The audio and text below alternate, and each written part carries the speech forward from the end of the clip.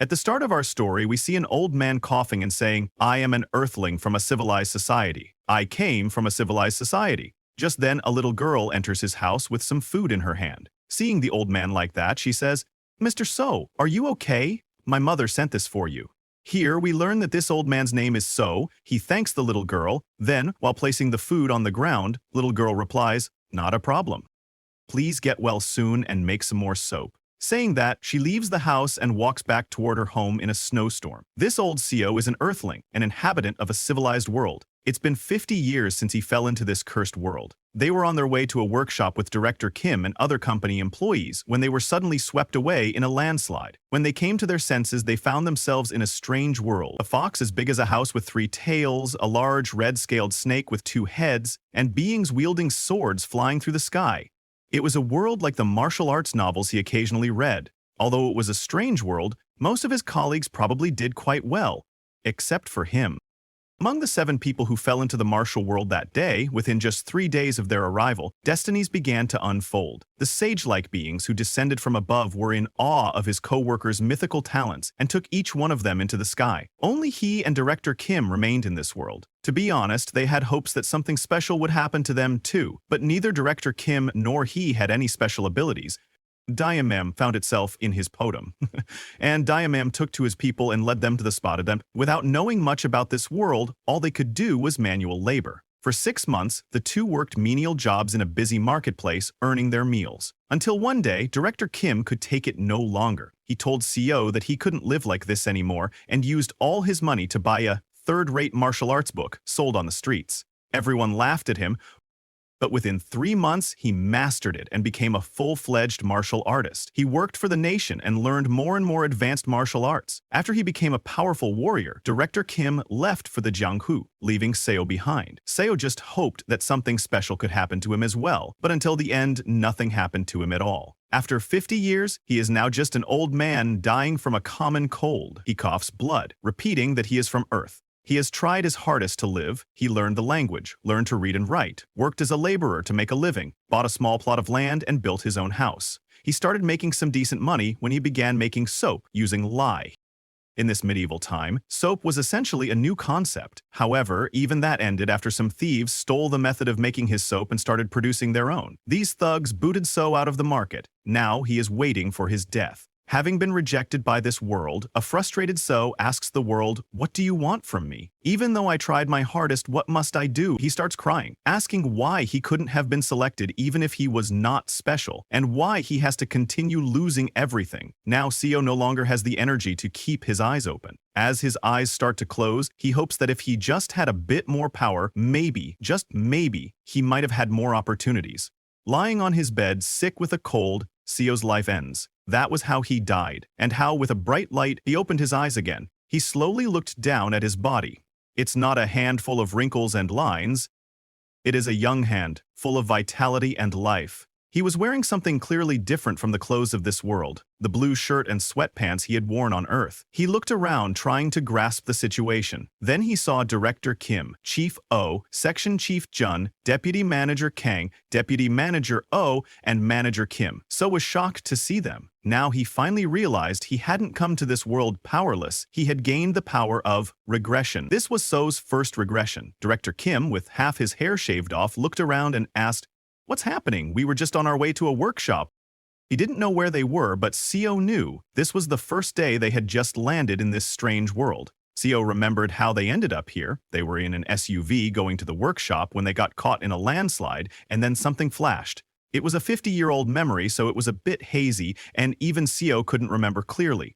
While he was thinking this, suddenly someone called from behind, "Hey, Deputy Manager CO!" But CO was still lost in his thoughts, wondering, now that I have regressed, how should I live? Usually, in regression novels, people live well using their future knowledge. But all I know is making soap. Suddenly, the guy from behind grabbed CO's shoulder and shouted, "Manager, Sionyon!" CO snapped out of his daydream at the shout. He looked back and saw it was Section Chief Zion. CO said, "Sorry," trying to explain that he was a bit startled. But suddenly, with a swish, Section Chief Zion slapped CO across the face.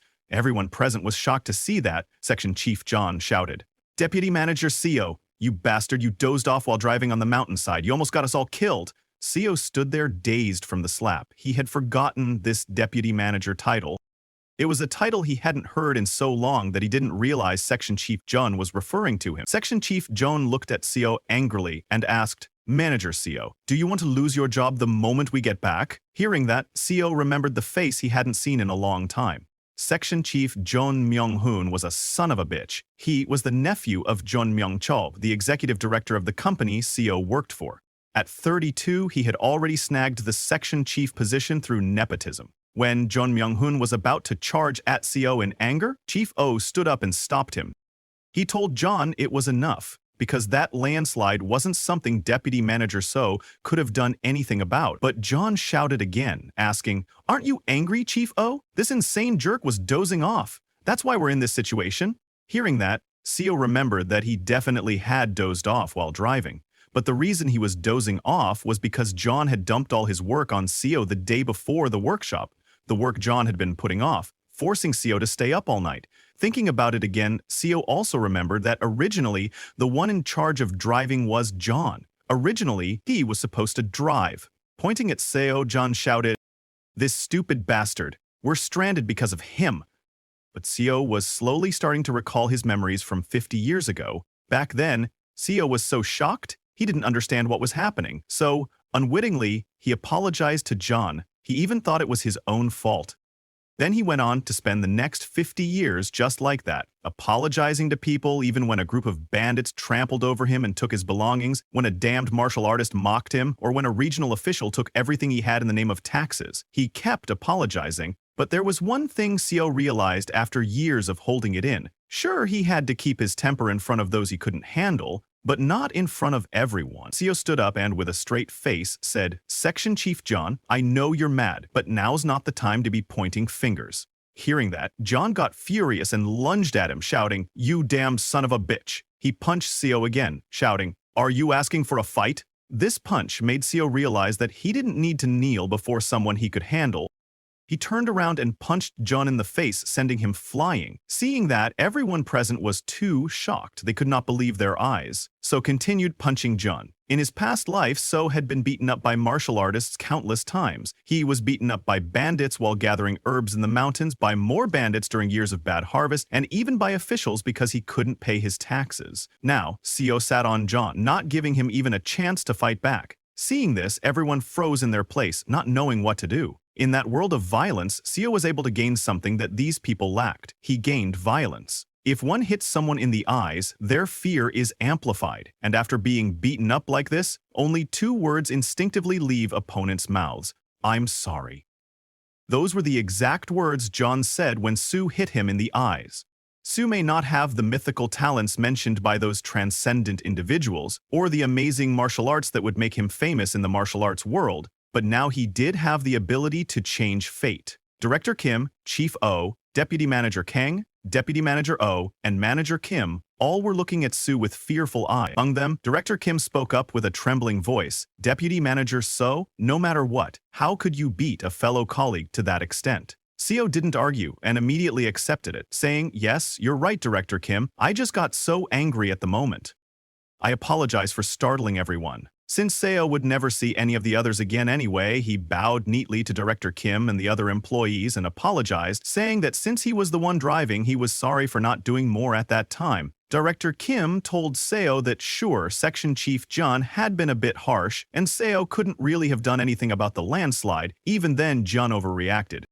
He asked Seo to apologize to Jun directly. Knowing he would continue seeing Director Kim, Seo followed his words because Director Kim would become one of the strongest martial artists there once he started learning. If Seo supported him as much as he could in this life, he was sure he would get something out of it too. That meant he needed to get on Director Kim's good side now. Seo turned to Jun and, while offering a helping hand, apologized, saying his reaction was not warranted. Han, whose face was swollen from Seo's beating, looked angry and was about to crush him, but he stopped after seeing Seo look at him with dead eyes and no fear.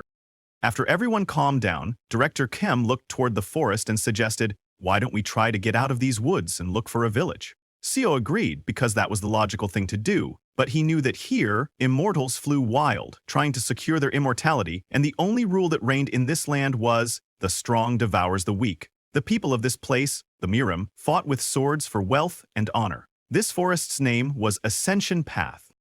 There was no village, city, or nation anywhere around here. CO suggested to Director Kim, since the sun is going to set soon, why don't we set up a shelter somewhere safe? Director Kim thought CO's suggestion was right, but asked, what about the car? There's quite a lot of things in there that we packed for the workshop. In that car, there were many things they could use, but only CO knew they wouldn't be able to find the car. He also knew they wouldn't believe him, so he decided to just let them look for the car instead of wasting his energy trying to convince them. He suggested that they should split up. Then, one team could look for shelter and the other could look for the car.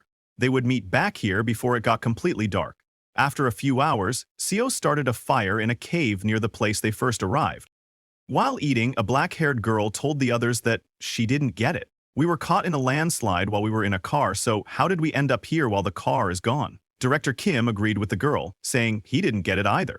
Everyone was sitting around the fire eating. Pointing at the food, a girl commented, "This tastes like chestnuts." Hearing that, Seo asked her if it was crunchy. He told them he had a lot of it, so they could have as much as they wanted. Hearing that, Director Kim laughed and said, "It's a pretty serious situation, but thanks to Manager Seo, we're having fun." He praised Seo, saying, "I knew you were this dependable even back in the company." While everyone was eating, Seo noticed John sleeping in a corner, refusing to eat anything. Director Kim spoke a little louder so John could hear. "Manager Seo, if I remember correctly, you were tired while driving because you had to work late yesterday." Others agreed with Director Kim. A brown-haired girl told Director Kim, "He's right, their manager is really diligent." A red-haired girl also praised Seo, saying, "It feels like we're camping thanks to this cave manager Seo found." Seo knew they were right, because in his past life, they only found this place after being lost in the woods for hours, but he acted modest and told them he was just lucky. Hearing that, everyone laughed and told Seo he could just take the compliment. Seo also thought that he should enjoy this moment because tonight would be the last time they could laugh like this. The next morning, trembling in fear, Seo offered his greetings to the Lord of the Forest. The Lord of the Forest he was greeting was a huge seven-tailed fox with red glowing eyes. The fox looked at Seo and, with a smile, said, "Human, you have quite a unique scent for a human. Despite having lived thousands of years, I have never smelled humans like you." Hearing the commotion outside, the black-haired girl woke up. She came outside and asked Seo what had happened. But when she saw the huge fox, she got scared and screamed. Hearing her scream, others also woke up and came out of the cave. When they saw the huge fox, they too got scared and screamed. Hearing them, Seo looked back and shouted, telling them to show their manners to the Lord of the Forest and get on their knees. Hearing Seo, the seven-tailed fox said, "Every time I come across you humans, I am reminded how foolish and rude you all are." It told them that it would usually rip off all their limbs, but since one of them seemed to know how to treat him, he would forgive them. With that being said, they must pay the price for being in his territory. If one of them offers him an arm, he will let them stay here. Hearing the fox talk, everyone was already too scared, and after listening to its demands, they became even more terrified. Seo was also very scared because in his past life, everyone who saw this monster screamed in panic, and they all ended up dead, having angered the fox. But Seo was a little relieved to see that the fox appreciated his manners this time, and wasn't ripping off all their limbs like last time. Then, while licking its mouth, the seven-tailed fox asked who would give him their arm. Seo calculated that it was just one person's arm. That's all they needed to sacrifice. Even a lost arm would be healed by the cultivators, who would appear 2 days later. Plus, Seo had already prepared an herb that would reduce the pain.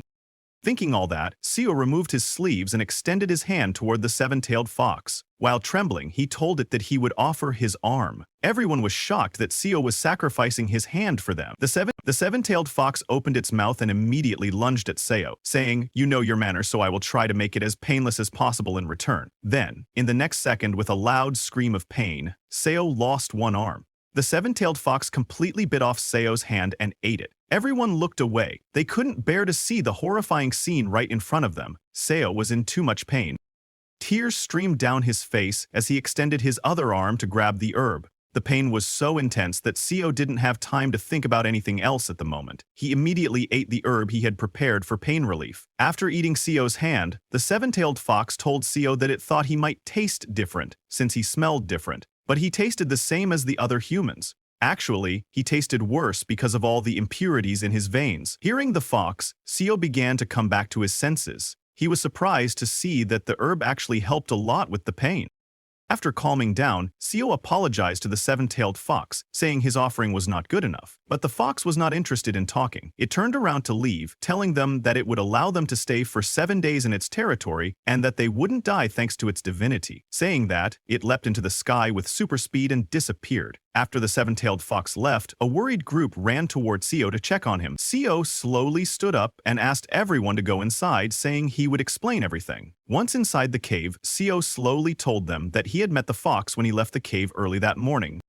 The fox told him that they were in Muram. Everyone was shocked to hear they were in Muram. Director Kim asked Seo if he meant they were really in Muram because it was unbelievable. Seo said it didn't matter and told them they would be safe for a week since he had given up his arm. Hearing that it was just a week, Director Kim asked Seo what would happen after that. Breathing heavily, Seo told Director Kim that they would need to give up something else the following week. Hearing that, everyone was stunned. As the herb's effects kicked in, Seo started to get sleepy. He told the others that he was getting sleepy and would rest a bit, hoping they would understand. Saying that, he fell asleep right there.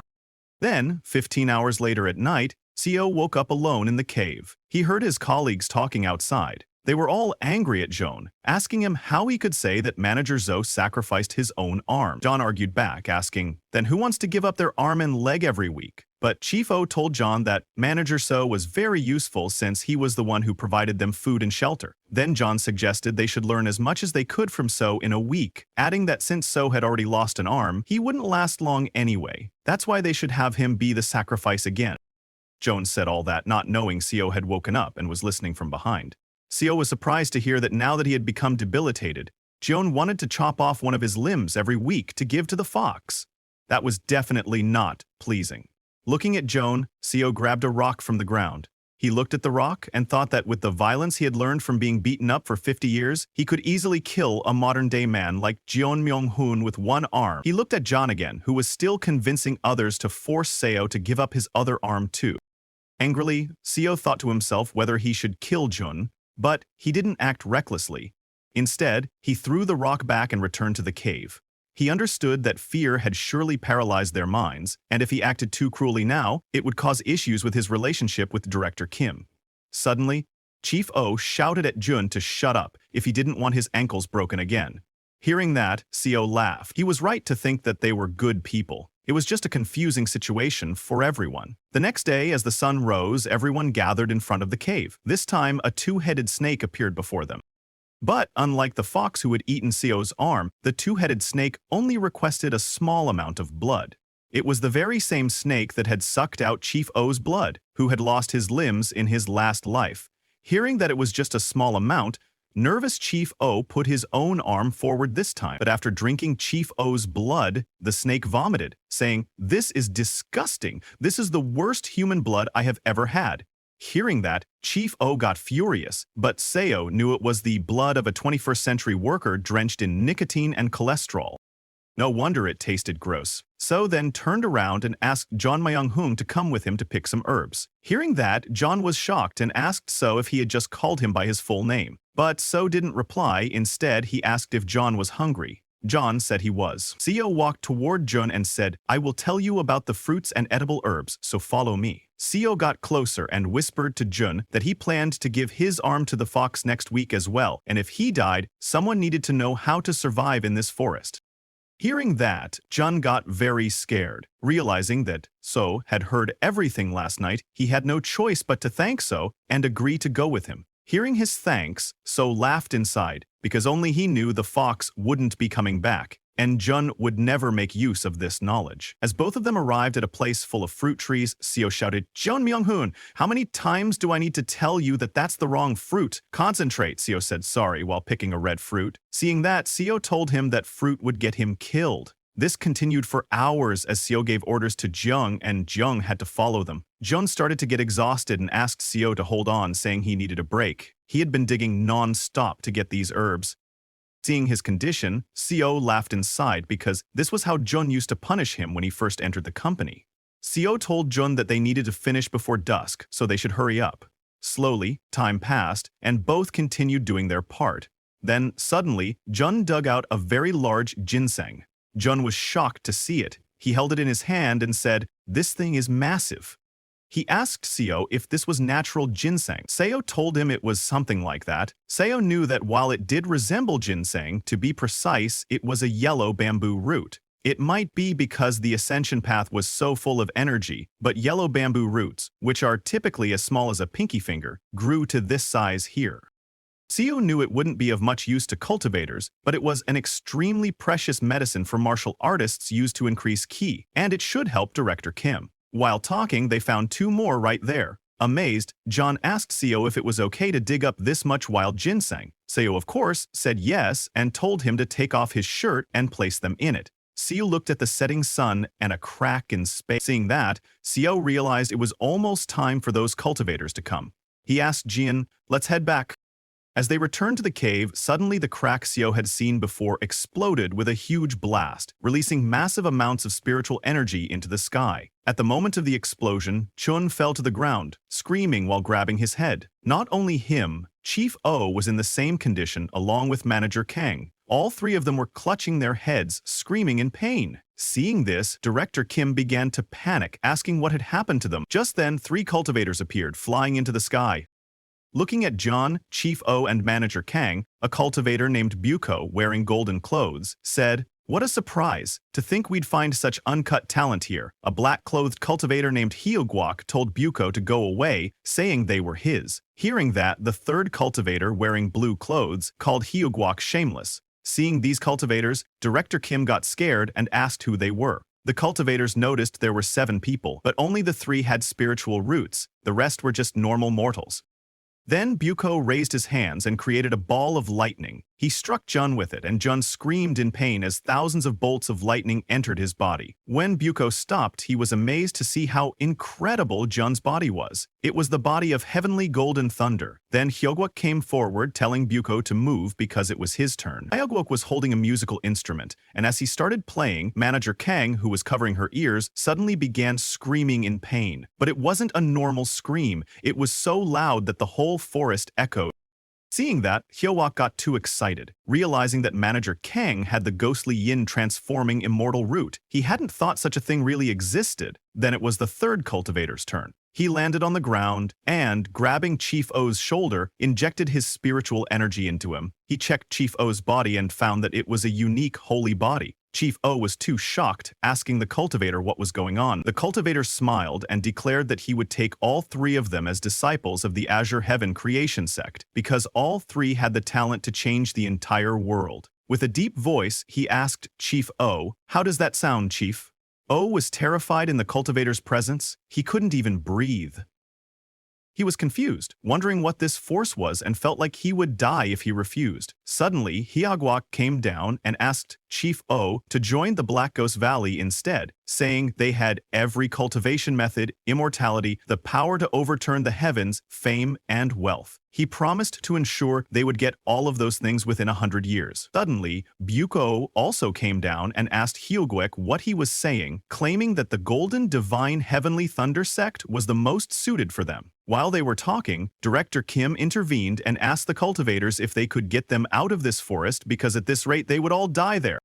But the cultivators completely ignored him. Buko took out a bottle and opened its cap, saying, "Mortals worry too much. How did you get to the ascension path with such a worthless body?" Saying that, he pointed the bottle's mouth toward Jean, and the bottle sucked Jean inside. Jean could only scream for help. Then the blue cloth cultivator took Chifo and looked at Siuv. He smiled and said, "Seems like one of them lost an arm to that fox," and seeing the wound, he offered it up himself. He used his spiritual power to heal Sio's hand, telling him that he may be a mere mortal, but he had guts. Sio's whole hand grew back, and he thanked the cultivator. Hyogwok also took Manager Kang with him. Then all 3 cultivators flew back into the sky and, while leaving, told Seo that they had captured all the beasts and monsters of the Ascension Path on their way here, so it would be safe here for the next 10 years. Seeing them leave, Director Kim chased after them, asking them to hold on and to tell them where to go because they didn't even know which way to take to leave. He called out to Section Chief Jeong, Chief O, and Deputy Manager Kang, but it was no use. The cultivators flew into the sky and disappeared. Seeing them go, Seo was very disappointed, but it was no use because the same thing had happened 50 years ago. No matter how hard they shouted, those cultivators ignored them like insects and continued on their way. Seo was a little relieved that at least they had healed his arm. While chasing after them, Director Kim ran out of breath and fell to the ground, asking, "What do you want us to do in a forest like this?" But before he lost all hope, suddenly Director Kim saw many beams of light flying in the direction those cultivators had gone. Seeing that, he got confused and asked, "What are all those lights in the sky? Is there something in that direction?" But Director Kim could not leave his team behind, so he returned. The next day, it was a rainy day with lightning striking all around. All four Manager Kim, Manager, and Director Kim were hiding in the same cave. But Deputy Manager O's condition was not good. She was coughing up blood while lying on the ground. Manager Kim asked Se if there was some kind of herb they could use because Deputy Manager O was in terrible condition. She was panicking, not knowing what to do. Knowing the future, Se told Manager Kim, "Let's wait a little longer. Someone might appear and heal her." Hearing that, Manager Kim got confused. Suddenly, they heard someone's footsteps. Someone entered the cave and said, "Mortals in the Ascension Path are like ants suffering among the competition between dragons." Seeing that man, Director Kim jumped right in front and asked, "Who are you?" The person smiled and said, "I am the Sea Dragon King, Soehuol."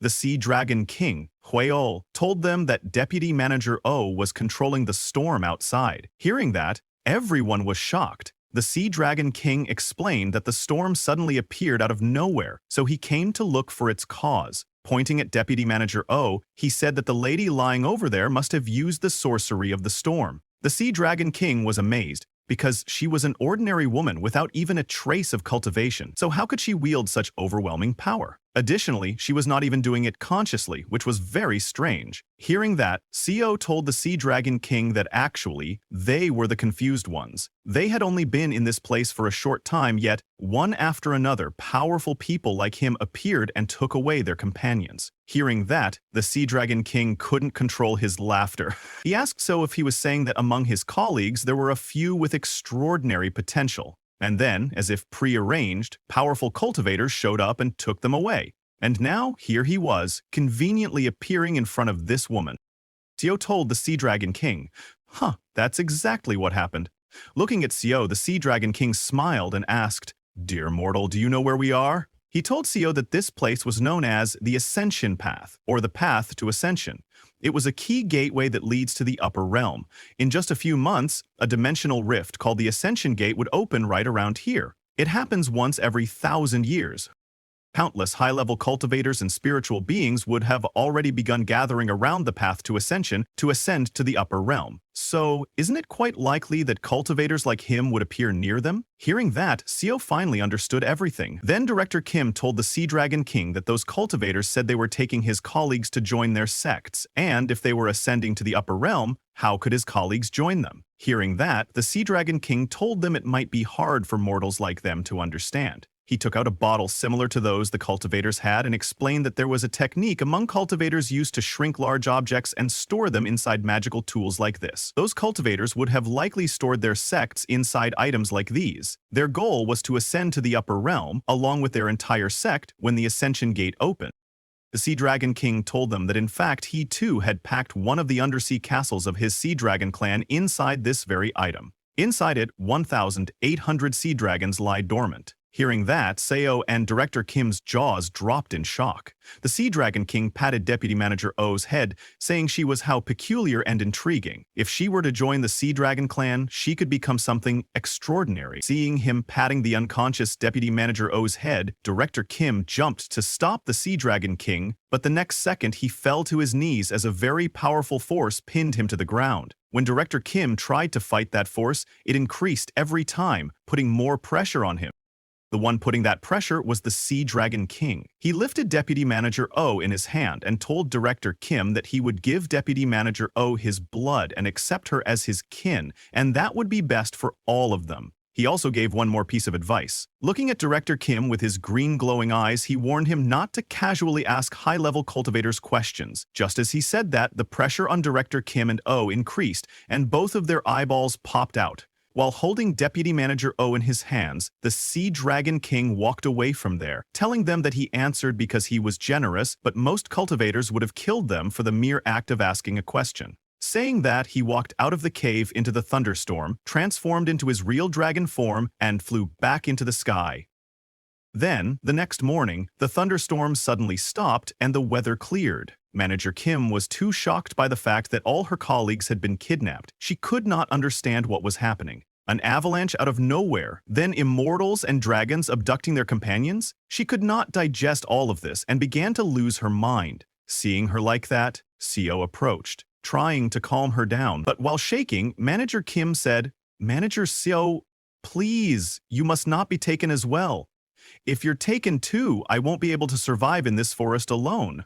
Saying that, she started crying. Seeing her like that, Seo wanted to reassure her that he would not leave her, but he knew that unfortunately, their time was up. Just then, Manager Kim felt something in her head and screamed. She fell to the ground, grabbing her head, and told Seo that something was coming. Seeing her screaming, Director Kim came running and asked what's wrong with her now. Suddenly, the whole jungle went wild. All the birds in the sky and all the animals in the forest started running for their lives. Manager Kim started shaking and told them that it was Head. Hearing that, Director Kim got confused, and before he could understand anything, suddenly an old man riding a mechanical lion appeared. That old man was shocked to see mortals there and asked how mere mortals had gotten into the path to ascension. But looking at them, it didn't take that old man long to understand that when the ascension gate was about to open, the surrounding space became unstable and they must have been caught in a spatial storm. He laughed, praising himself as a genius for understanding it immediately. He then came down from his mechanical lion and asked them who was the one who had just emitted that massive consciousness. He laughed, saying that it was such a powerful presence he had thought a sage from the upper realm had descended. Looking at Deputy Manager Oh's condition, he asked if it was her. Director Kim came forward and stopped the old man, saying, "Who are you?" "Manager Kim is our colleague." But with just one swing of his finger, the old man sent Director Kim flying to one side. Seeing that, Seo immediately jumped to catch Director Kim to protect him. He caught Director Kim but was also sent flying, crashing to the ground. Director Kim was uninjured and thanked Deputy Manager Seo, but Seo didn't respond. Seeing that, Director Kim panicked and helped Seo up. To their surprise, Seo's whole back was exposed and injured because of crashing on the ground. Director Kim was shocked seeing that and asked Seo if he was all right. Seo, in a slow voice, told Director Kim he was okay. On the other hand, the old man went to Deputy Manager Oh and grabbed her by the chin, asking, "Child, let me take you in. You don't have any spiritual root, but I can awaken it for you with my power." The old man wondered what would happen if such a strange consciousness evolved into a cultivator's divine consciousness. Hearing that, Deputy Manager Oh started crying and looked at Seo and Director Kim for help. Seeing her looking at them, the old man looked at Seo and Director Kim and asked if she was still clinging to her worldly attachments even after he offered to take her in. This made the old man angry. Using his powers, he grabbed both Seo and Director Kim by the neck and lifted them into the air. Both of them started struggling to breathe. The old man told Deputy Manager Oh that he would sever all her worldly ties for her himself. Seeing both of them struggling like that, Deputy Manager Oh got very scared. She started crying, begging the old man to please stop. She told him she would do anything he asked if he just spared them. Hearing that, the old man told Deputy Manager Oh that she must forget all her worldly attachments. While crying, Deputy Manager Oh told him she understood. After hearing that, the old man spared Seo and Director Kim, and both of them fell to the ground. But the old man knew that if he left them there, she would remain attached, so he decided to return them to a mortal nation nearby. Saying that, he used his spiritual powers and opened a portal. The old man told Deputy Manager Oh that both of her colleagues would be randomly scattered through a dimensional rift, and not even he knew where they would land. Just as he said that, the huge portal opened and started sucking both Seo and Director Kim inside. Director Kim was immediately sucked into the portal before he could even understand what was happening, while Seo, before getting sucked in, used all his power to grab the herbs he had collected the previous day. Then both of them got sucked inside. Deputy Manager Oh at the opening of the portal was crying for them. As the portal closed, everything turned black. Suddenly, a whole crowd's voices filled their ears. A street vendor's voice came saying, "We have the finest silks in Yangguo. We have newly arrived scriptures from Shenzi." Both Seo and Director Kim were lying unconscious on the ground. Seo was the first to regain consciousness. As he stood up, he looked ahead and saw that he was in an alleyway, with many people walking down the street ahead. Seo didn't recognize this place and wondered where he was. The reason he didn't recognize it was that in his previous life, he hadn't fallen into a place like this. He slowly stood up, realizing that the immortal had been telling the truth, that where they landed was random.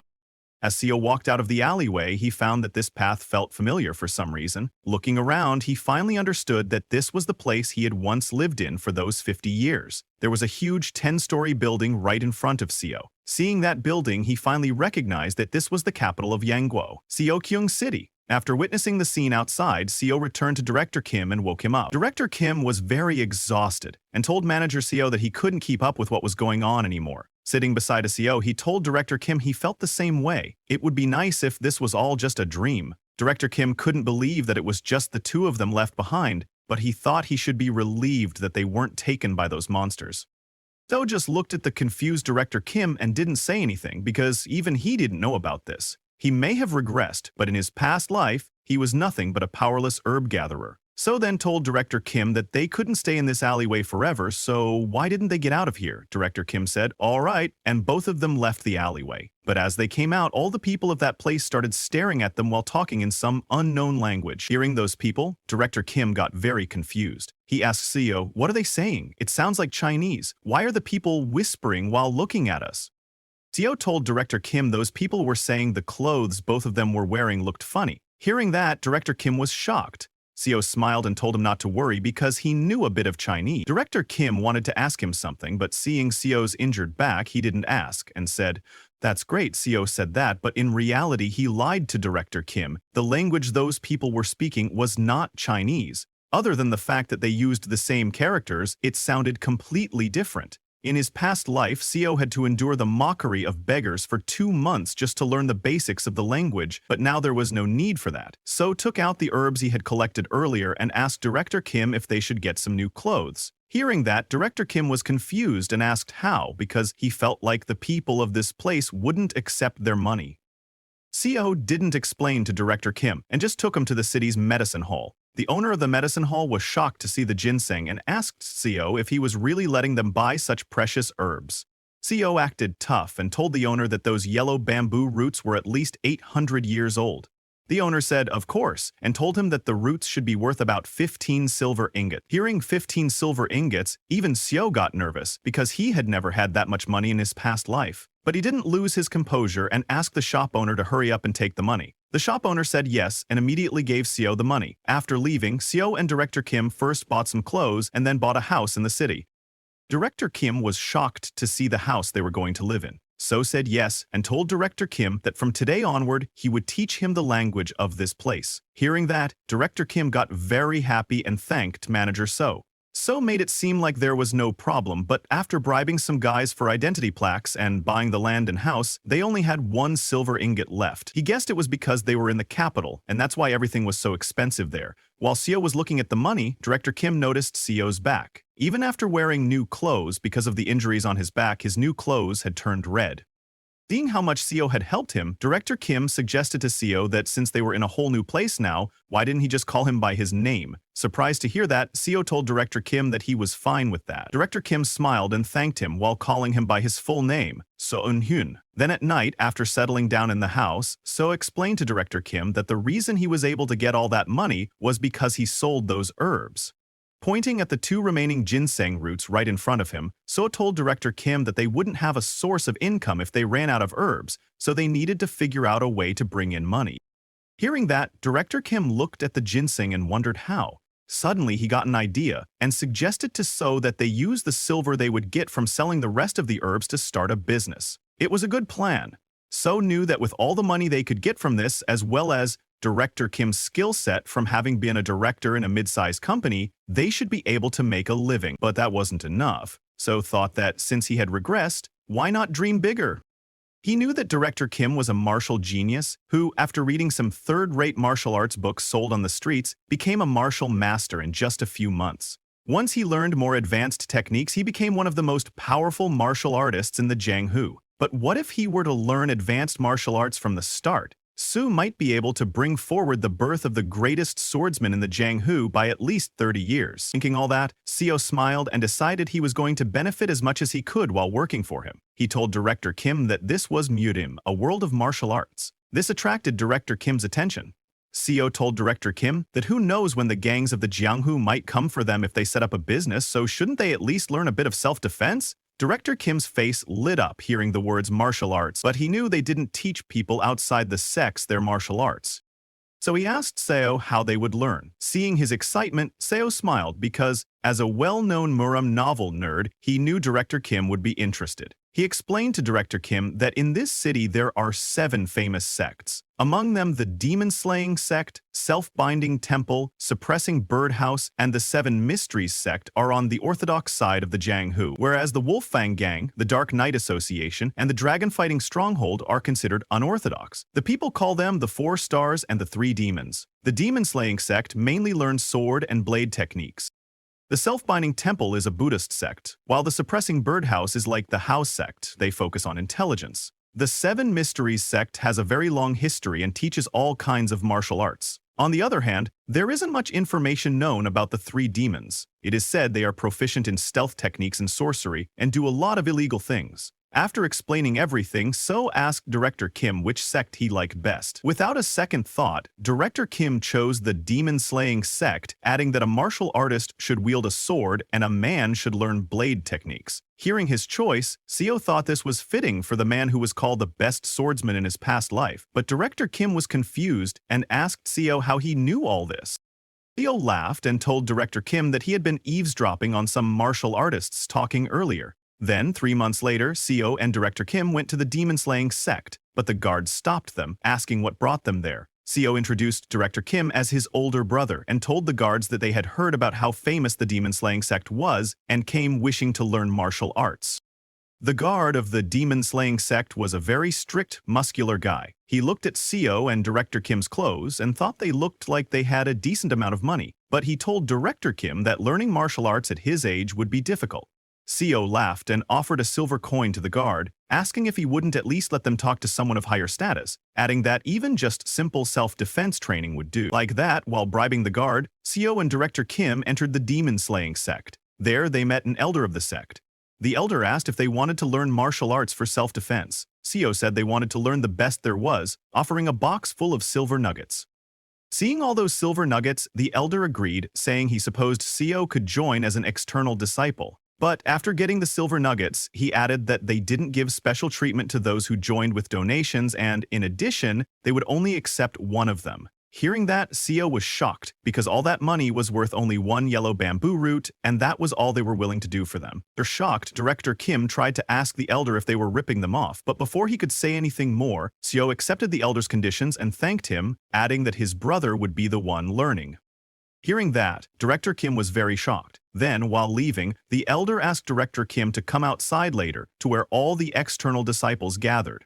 As he left, Director Kim asked Seo what was the use if only he would learn martial arts. He said he would have chosen a different group had he known they'd be so expensive. Seo turned around with a smile and told Director Kim not to sweat it, saying it's not like he had ever been good at sports anyway. He told Director Kim that he would just set up a business with the remaining money and support him, so he should just focus on learning martial arts. Director Kim was shocked to hear that. He couldn't believe how much Seo was sacrificing for him. He told So he would try his best, but Director Kim was still hesitant because he was old and didn't know if he would really be able to do much. So told him to believe in himself, that he could do it. Director Kim thanked So and left to train with the outer disciples. Then, 7 months later, at a competition held within the sect, all the elders of the demon-slaying sect were shocked and angry seeing the scene in front of them. The elders of the sect believed that the sect would end when knowledge had evolved in a way that made them impervious to it.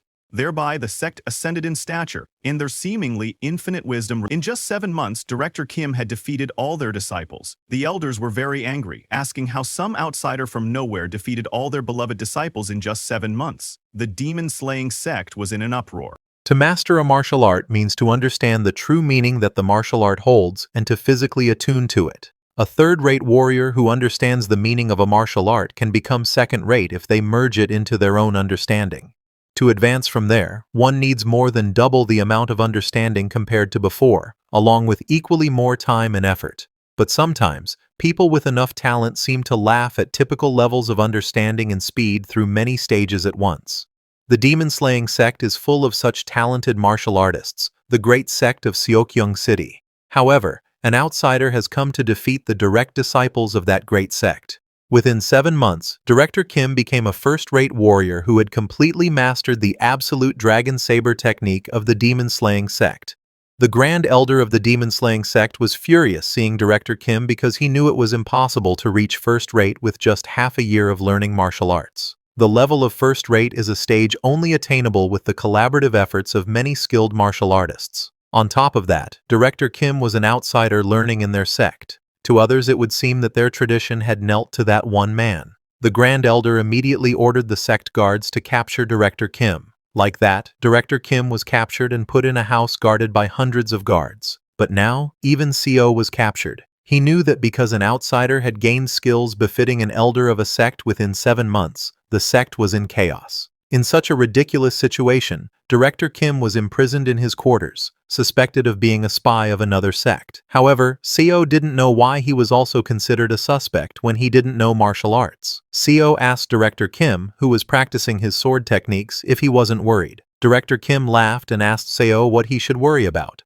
CO told him it was about them suspecting him as a spy. In martial arts novels, they typically destroy one's chi core or even cut off their chi flow. Director Kim admitted that it was true, but told CO that for some reason he thought he was approaching the next wall, and if he crossed it, he believed he could advance to the next stage. CO was shocked hearing that and asked what kind of monster Director Kim was. It hadn't even been long since he had become a first-rate martial artist, and now he was already nearing the next stage. CO knew that martial peak awaited after first-rate. That level was where most sect leaders of great sects or elders were at. In Yangguo, they were known as absolute masters, and there were only about 1,000 of them in the whole nation. The martial arts world never mentions the stage after that, so martial peak is essentially the last stage one can attain by learning martial arts. CO realized that his assumptions were wrong. At this rate, the birth of the greatest swordsman in the world would be sped up by 40 years, not 30. Then, 7 days later, CO and Director Kim were still in captivity. But during this time, Director Kim was not resting. He was practicing and meditating. After 7 days, all the energy he gathered turned into tree energy lotus flowers. Director Kim inhaled that lotus energy through his mouth. CO was shocked to see those lotuses because he knew that those were the flowers of chi that only appeared to peak martial artists, and 3 flowers gathered at the summit. After completely absorbing those chi flowers, Director Kim stood up and told So he had crossed the barrier, and now he was not so scared of the demon-slaying sect leader anymore. Hearing that, CO laughed and told Director Kim that his talent far exceeded his imagination.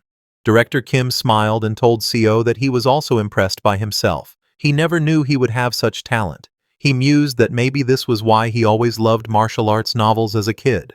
Just then, an elder of the demon-slaying sect, accompanied by many guards, entered the house and announced, "Here comes Jim Young-hoon and his comrade." The elder took out a paper and told them they had orders from the sect leader to destroy the chi core of the spy who dared to steal the martial arts of the demon-slaying sect. Hearing that, Director Kim looked at the elder angrily, but Seo got scared and tried to explain. "We weren't spies, we were just—" Before he could finish, the elder punched Seo in the face, telling him to be silent because they had even heard the two of them speaking in a code-like language. He ordered the guards to restrain them. But before they could act, Director Kim pulled out his sword and before anyone could react, cut down the elder's hand with lightning speed. The elder was shocked to see that and also lost his sword. Director Kim pointed his sword at the elder and told him that this was his first sect and he wasn't a spy. However, a guard standing behind didn't listen and jumped to attack Director Kim. Before his sword could even touch Director Kim moved with lightning speed and cut down the hands of all the guards in the room. Seeing that, all the guards started running away, realizing that he was a peak-level martial artist. They immediately went to inform the sect leader. Seeing them running away, Director Kim told Seo that he intended to visit other sects to train and asked him what he would do. Seo immediately replied that he would accompany Director Kim and suggested they go to the acclaimed unorthodox sect, the Dragon Fighting Stronghold. Hearing that, Director Kim laughed and told him to go ahead and that they would meet there, adding that he would end the pursuit of the demon-slaying sect's elders and leader. Then, a few hours later, at the Dragon Fighting Stronghold's mountain range, Director Kim was standing on top of a cliff with his sword and asked Seo what took him so long. Seo, breathing heavily after climbing for so long, laughed and told Director Kim he was just too fast. While talking with Director Kim, Seo's attention was on the sword Director Kim was holding, which was soaked in blood. Seeing the sword, Seo thought that Director Kim used to call him Violence Out until recently. But even if it was to survive, this world changed them into something else. Seo thought it'd be great if they could return, not to this martial arts world, but to everyday life on Earth. And if he were to regress, he wished he could just return to Earth. Thinking all that, Seo climbed the mountain and followed Director Kim, knowing that it couldn't be helped. Now that they were here, they needed to do what they could. After being betrayed by the demon-slaying sect, Director Kim took over the dragon-fighting stronghold. 2 years later, he toured each region of Yangguo to defeat various sects, and in the 3rd year, he finally managed to destroy the emblems of every sect. Director Kim was known as the greatest martial artist under the heavens, and he used that fame to unite the sects, forming the Martial Alliance. Then, 7 years later, Director Kim and Seo were as close as brothers, ignoring the age gap. Director Kim created a martial art specifically suited for Seo and gave him the martial arts manual, saying, "This is the Severing Mountain Sword." Seo took the manual and started reading it. Director Kim explained to Seo that he named the martial art hoping Seo would inherit its will that could even cut down mountains. If he mastered the Severing Mountain Sword, he knew Seo would be able to reach martial peak. Reading the book, Seo was shocked because, aside from the things Director Kim had told him, the Dragon Vein Chi method created alongside it was true first-rate martial arts, very different from any second- or third-rate martial arts. It was a very powerful technique, and Seo started practicing it. But if there was a problem, it was that even then Seo could not learn it, and would fall to the ground immediately when facing Director Kim. Seeing that, Director Kim told Seo that he really had no talent. Yes, Seo's talent was absolutely terrible. Even though the best martial artist under the heavens created a martial art suited for him and taught him one-on-one, Seo barely made it to 3rd rate after an entire year. A year later, Seo admitted that it couldn't be helped. He told Director Kim that he did have some talent in medicine at least, as people are talented in different areas. Then, one day after the decade had passed, Seo witnessed something amazing. He saw Director Kim meditating with 5 chi flower balls forming above his head. Seo was amazed to see that because this was a level he had only heard of in legends. It was 5 energies converging to the origin. Suddenly, Director Kim's whole body started releasing huge amounts of internal chi. All his bones and joints began cracking, and the energy around him completely changed as Director Kim's white hair of old age turned black again.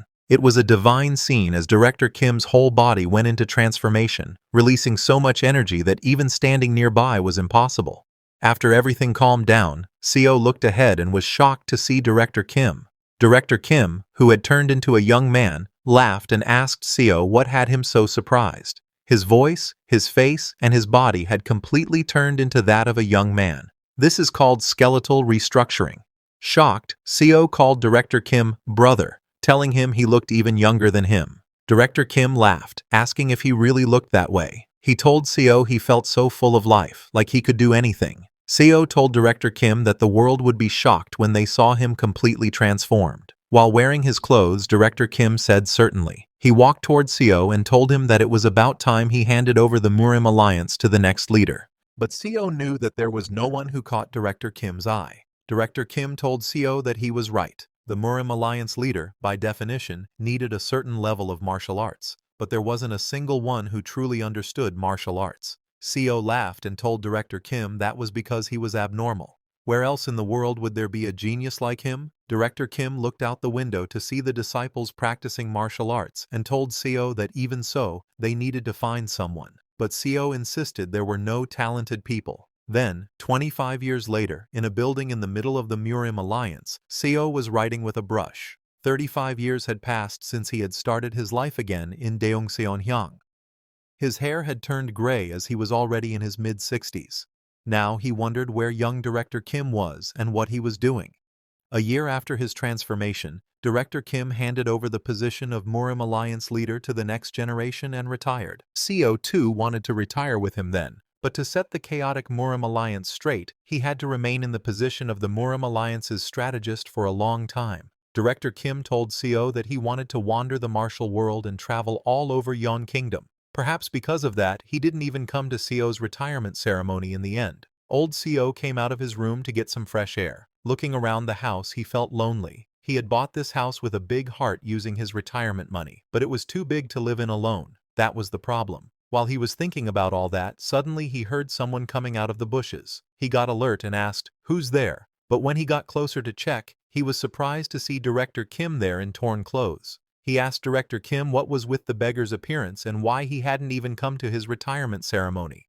"Where did you go?" Director Kim laughed and fell to the ground. Seeing him like that, Seo asked if something had happened. Looking at the sky, Director Kim told Seo that he truly thought he had blessed martial talent. Sitting beside Seo, Director Kim asked, "Isn't that right? If I'm not a genius, then what am I?" Director Kim said, "That's right. I am clearly a martial arts genius. Perhaps in this Yan Kingdom or among ordinary people like me, no one can match my martial talent." Hearing Director Kim call himself an ordinary person, Seo got confused and asked how he could be ordinary. "Who under this sky doesn't know that you are the world's #1? Before Seo could finish his words, Director Kim said in a deep voice that he fought against those cultivators and asked Seo if he remembered them. 35 years ago, those monsters who kidnapped their comrades and flew in the sky.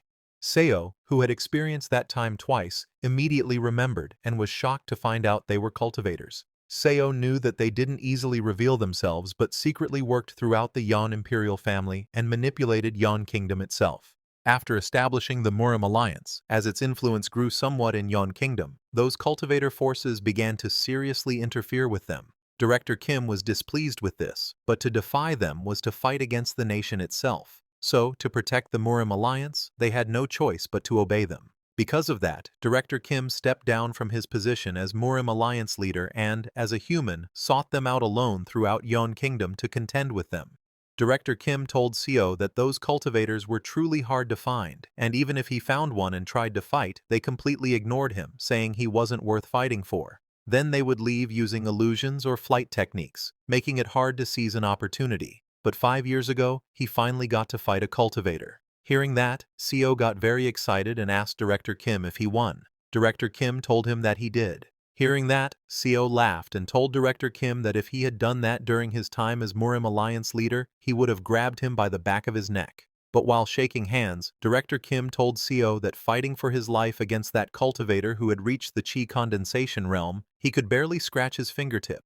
Hearing that, Seo was shocked. Director Kim said that the cultivator he fought said even if Director Kim just grazed his body, he would count it as Director Kim's win, so he did win. Still, Director Kim was very disappointed. Seo then asked him if the cultivator at the Qi condensation realm was one of the 10 great masters of the cultivation world or something like that. Director Kim said no and told Seo that the cultivator said his realm was second from the bottom in the cultivation world. In martial arts terms, he was a second-rate warrior. Hearing that, Seo was stunned. He could not understand anything and asked Director Kim what nonsense he was talking about. In his past life and in this life, Seo knew that cultivators were formidable beings, but Young Hoon's martial arts clearly touched the heavens. He was a person who literally used skywalking to perform martial arts in the air, and could cut through millennium-old steel and buildings like tofu. But such a martial arts genius, all he could do was scratch the fingertip of a bottom-tier cultivator. With disappointment on his face, Director Kim said, "I was a frog in a well. We can never stand against cultivators. They are like natural disasters." Hearing all that, Seo started sweating. He got scared hearing Director Kim's stories. But then Director Kim took out a hand from his pocket, telling Seo that today he cut that cultivator's wrist. Hearing that, Seo got happy and asked Director Kim if that didn't mean his martial arts surpassed that cultivator. But Director Kim immediately declined and told Seo that the cultivator just put on a talisman and his hand grew back. Saying that, Director Kim stood up and told Seo that it seemed his martial path ended here. Surprised, Seo asked him what he meant by that. Director Kim told Seo that he came to say goodbye today. He laughed and said, "That person said he highly regarded my will and would take me into his cultivation sect, and I'll probably start as the youngest." Hearing that, Seo asked Director Kim if becoming a cultivator meant becoming an immortal, and didn't they say it was impossible for a body without spiritual roots? Director Kim told him that for a regular mortal, the stage of 5 energies converging to the origin is equivalent to the 5-element spiritual root that cultivators are naturally born with. He told Seo that to gain the trait that cultivators are born with, mortals like them must use their entire lives to even manifest that basic quality. Saying that, Director Kim swung his sword and cut open the space itself, creating a door in mid-air. While entering that door, Director Kim told Seo that he would now go and must aim for a higher stage. But before leaving, he handed Seo a book, saying, "This book is my last gift to you." He told Seo to stay safe and left before Seo could say anything. Seo checked the book, which was named Record of Transcending Cultivation and Exhausting Martial Arts. It was a record of attempting to use martial arts to surpass cultivation. He was very worried and looked into the air, asking Director Kim where he was going without him, but there was no reply. And so time passed. Now it had been 50 years since Seo came to this world, and here he lay dying of a common cold, just like in his previous life. This was fate. No matter how hard a human tries, they cannot escape fate. In the end, all that changed was his house and bed. He ultimately died on the same day. He lived his life to its limits because he didn't want to experience the same regret from his past life. He was so busy he hadn't even thought of marriage. And thanks to that, he was able to unite the Yangguo martial sects and experience plenty of the fame and wealth the mortal world could offer. But he could not understand the sense of emptiness in his heart. He wondered if they had struggled harder. Could Director Kim and he have reached the sky? Seo's body quaked in this sense of powerlessness. It was too regrettable, and that marked the end of Seo's second regression.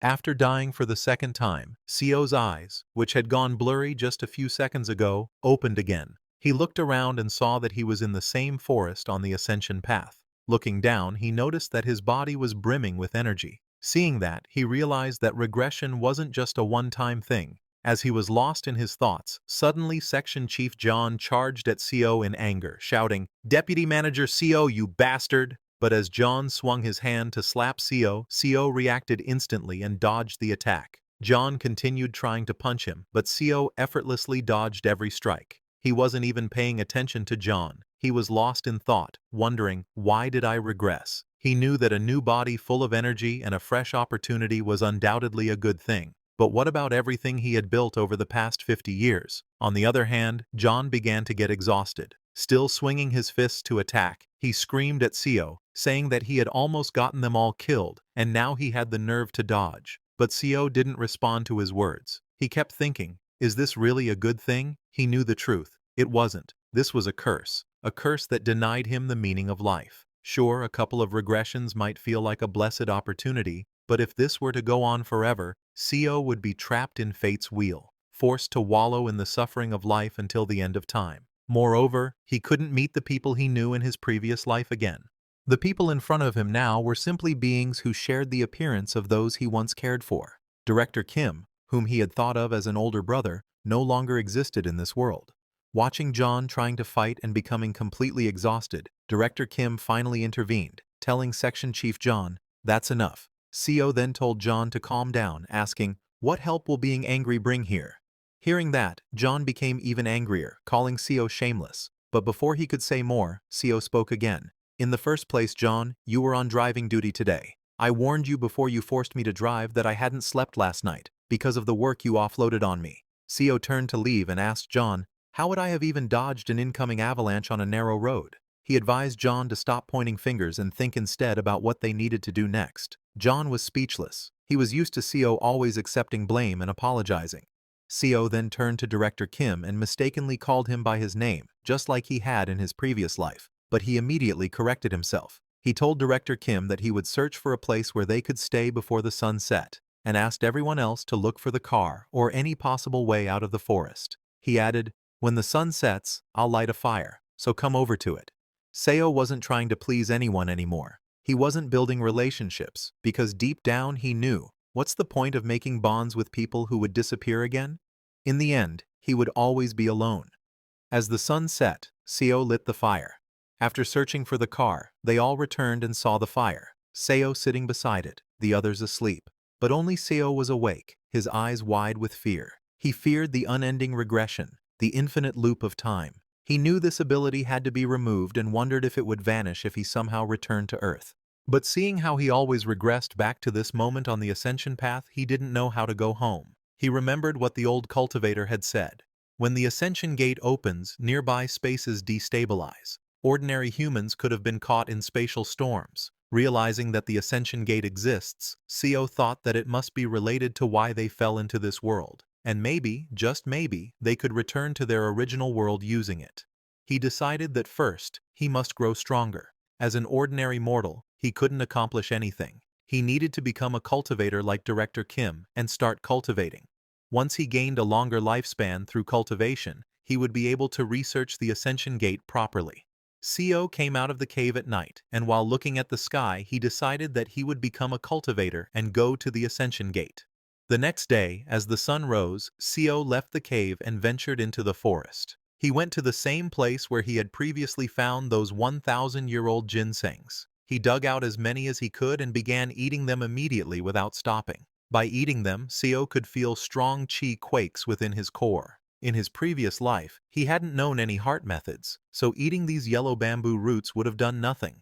But now, using the dragon vein chi method that Director Kim had made for him, he could break through the blocked chi passageways. Seo's heart, which had been extremely polluted, slowly began to cleanse itself. It started beating like it had when he was born. Seo began sweating heavily as he cultivated, but he understood. It wasn't easy to heal a body soaked in preservatives, fast food, and stress. Still, he didn't give up and continued. After eating those ginsengs, he went to train his body. He took a tree branch and, using rocks, carefully carved it into the shape of a sword.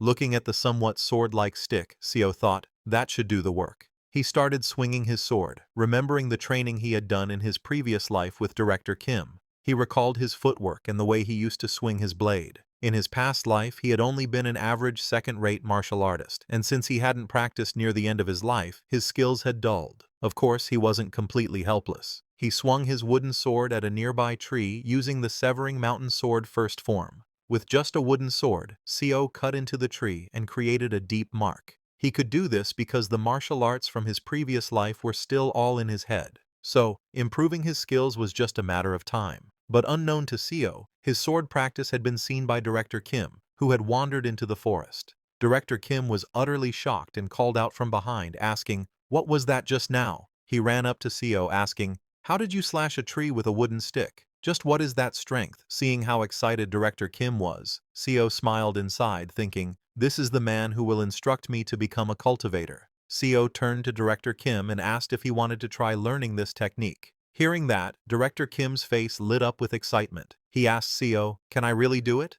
But before Seo could reply, something suddenly appeared and destroyed the tree where Seo had been practicing. It was none other than the nine-tailed fox. The nine-tailed fox glared at them angrily and shouted, "Filthy humans! How dare you play around in front of the master of this forest?" Seeing the nine-tailed fox, Director Kim was completely stunned. And not just him, even Seo grew very nervous. He had completely forgotten about the nine-tailed fox. In his second life, the nine-tailed fox had mercilessly bitten off Seo's arm. At that moment, Seo knew the only thing he could do now was endure, as the fox tore apart his arm and slightly eased its pain by applying pressure to his own acupoint, because he knew he was weak. In his first life, and even in his second, he was weak. But now, in this third life, as the nine-tailed fox appeared before him, Seo took a deep breath and walked toward it.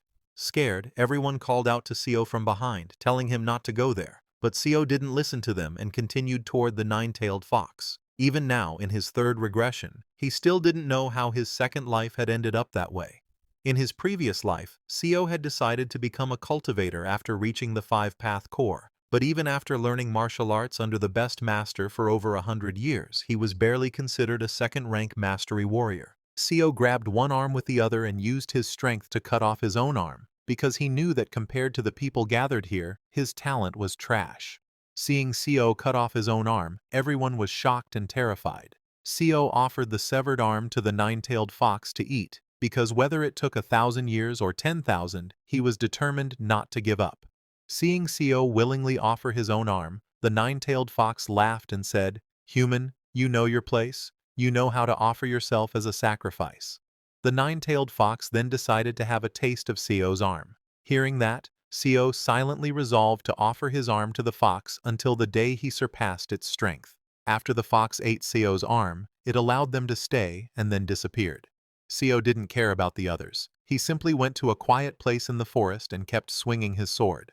After a few days, the cultivators healed his arm and escorted his colleagues away. But Seo didn't eat, sleep, or rest. He kept swinging his sword. The only reason he stopped swinging on the fourth day was because the Sea Dragon King arrived. Seo greeted the Sea Dragon King with respect and said, "This lowly mortal dares to ask the Sea Dragon King a question."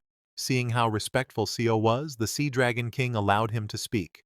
Seo asked, "It seems the Sea Dragon King wishes to take Miss O." But Miss O is just an ordinary person without spiritual roots, and ordinary humans cannot live longer than 100 years. So, what are your intentions toward her? Hearing that, the Sea Dragon King laughed and said Co was quite an observant mortal, someone who understood the state of cultivators well. But he told them not to worry, because once Miss O accepted his blood, she would awaken spiritual roots suitable for her. Co was surprised to hear that and asked the Sea Dragon King if perhaps he could give them a chance as well, since Miss O was from the same hometown, and maybe they too might possess some hidden ability. Hearing that, the Sea Dragon King smiled and told Co to listen carefully. Just as he said that, Co felt an overwhelming pressure on his chest and collapsed to the ground.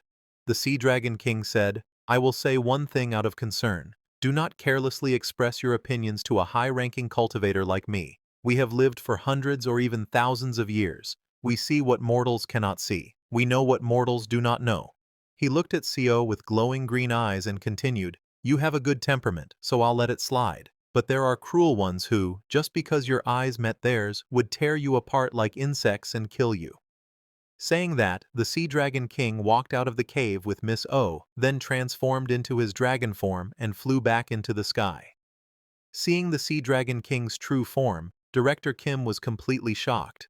The next day, as the weather cleared and everyone came out of the cave, they encountered the old cultivator riding the mechanical lion.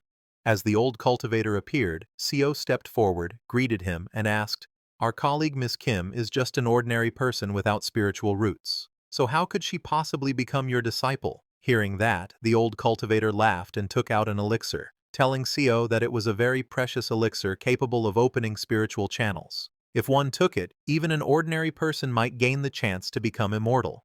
Co was shocked to hear that there was another way to become a cultivator. The old cultivator explained that it was possible for mortals to reach the realm of the five-path core by pushing their martial arts to the extreme, but that path took too long and the results were unsatisfactory, so this method was the best.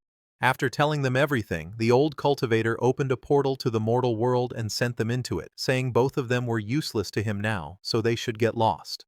Both Co and Director Kim fell into the teleportation portal, and Miss Kim could only watch them disappear, screaming. Co lost consciousness there, and the next time he opened his eyes, he found himself hanging from a tree branch above the ground. He looked ahead and saw a vast forest with some buildings in the middle. Seeing that, Co realized that this was the southwestern route army of the Yon Kingdom, his past life. Just like in the second regression, he had wandered all over the Yon Kingdom with Director Kim. Having traveled the Yon Kingdom for over 100 years, there were almost no places he didn't know now. Co climbed down from the tree and woke up Director Kim. After waking him up, both of them headed toward a nearby castle. Seo explained the situation to Director Kim, who seemed flustered, but likely because so much had happened already, he accepted most of it. A few days later, they arrived at the nearest Tiger Wall Castle. There, they sold herbal medicine from the Immortal Ascending Village and bought a house. Seo began teaching Director Kim how to write and speak the language, as well as how to use the Severing Mountain Blade, which Director Kim had originally created in his second regression. Seo then modified the Severing Mountain Sword to better suit the weapon Kim used. Seo felt a bit disappointed with himself as he watched Director Kim, because Director Kim had reached the Three Blossoms Crown Peak only 3 months after starting martial arts training, while someone like Seo had spent 2 entire lifetimes just training and barely reached the first rate.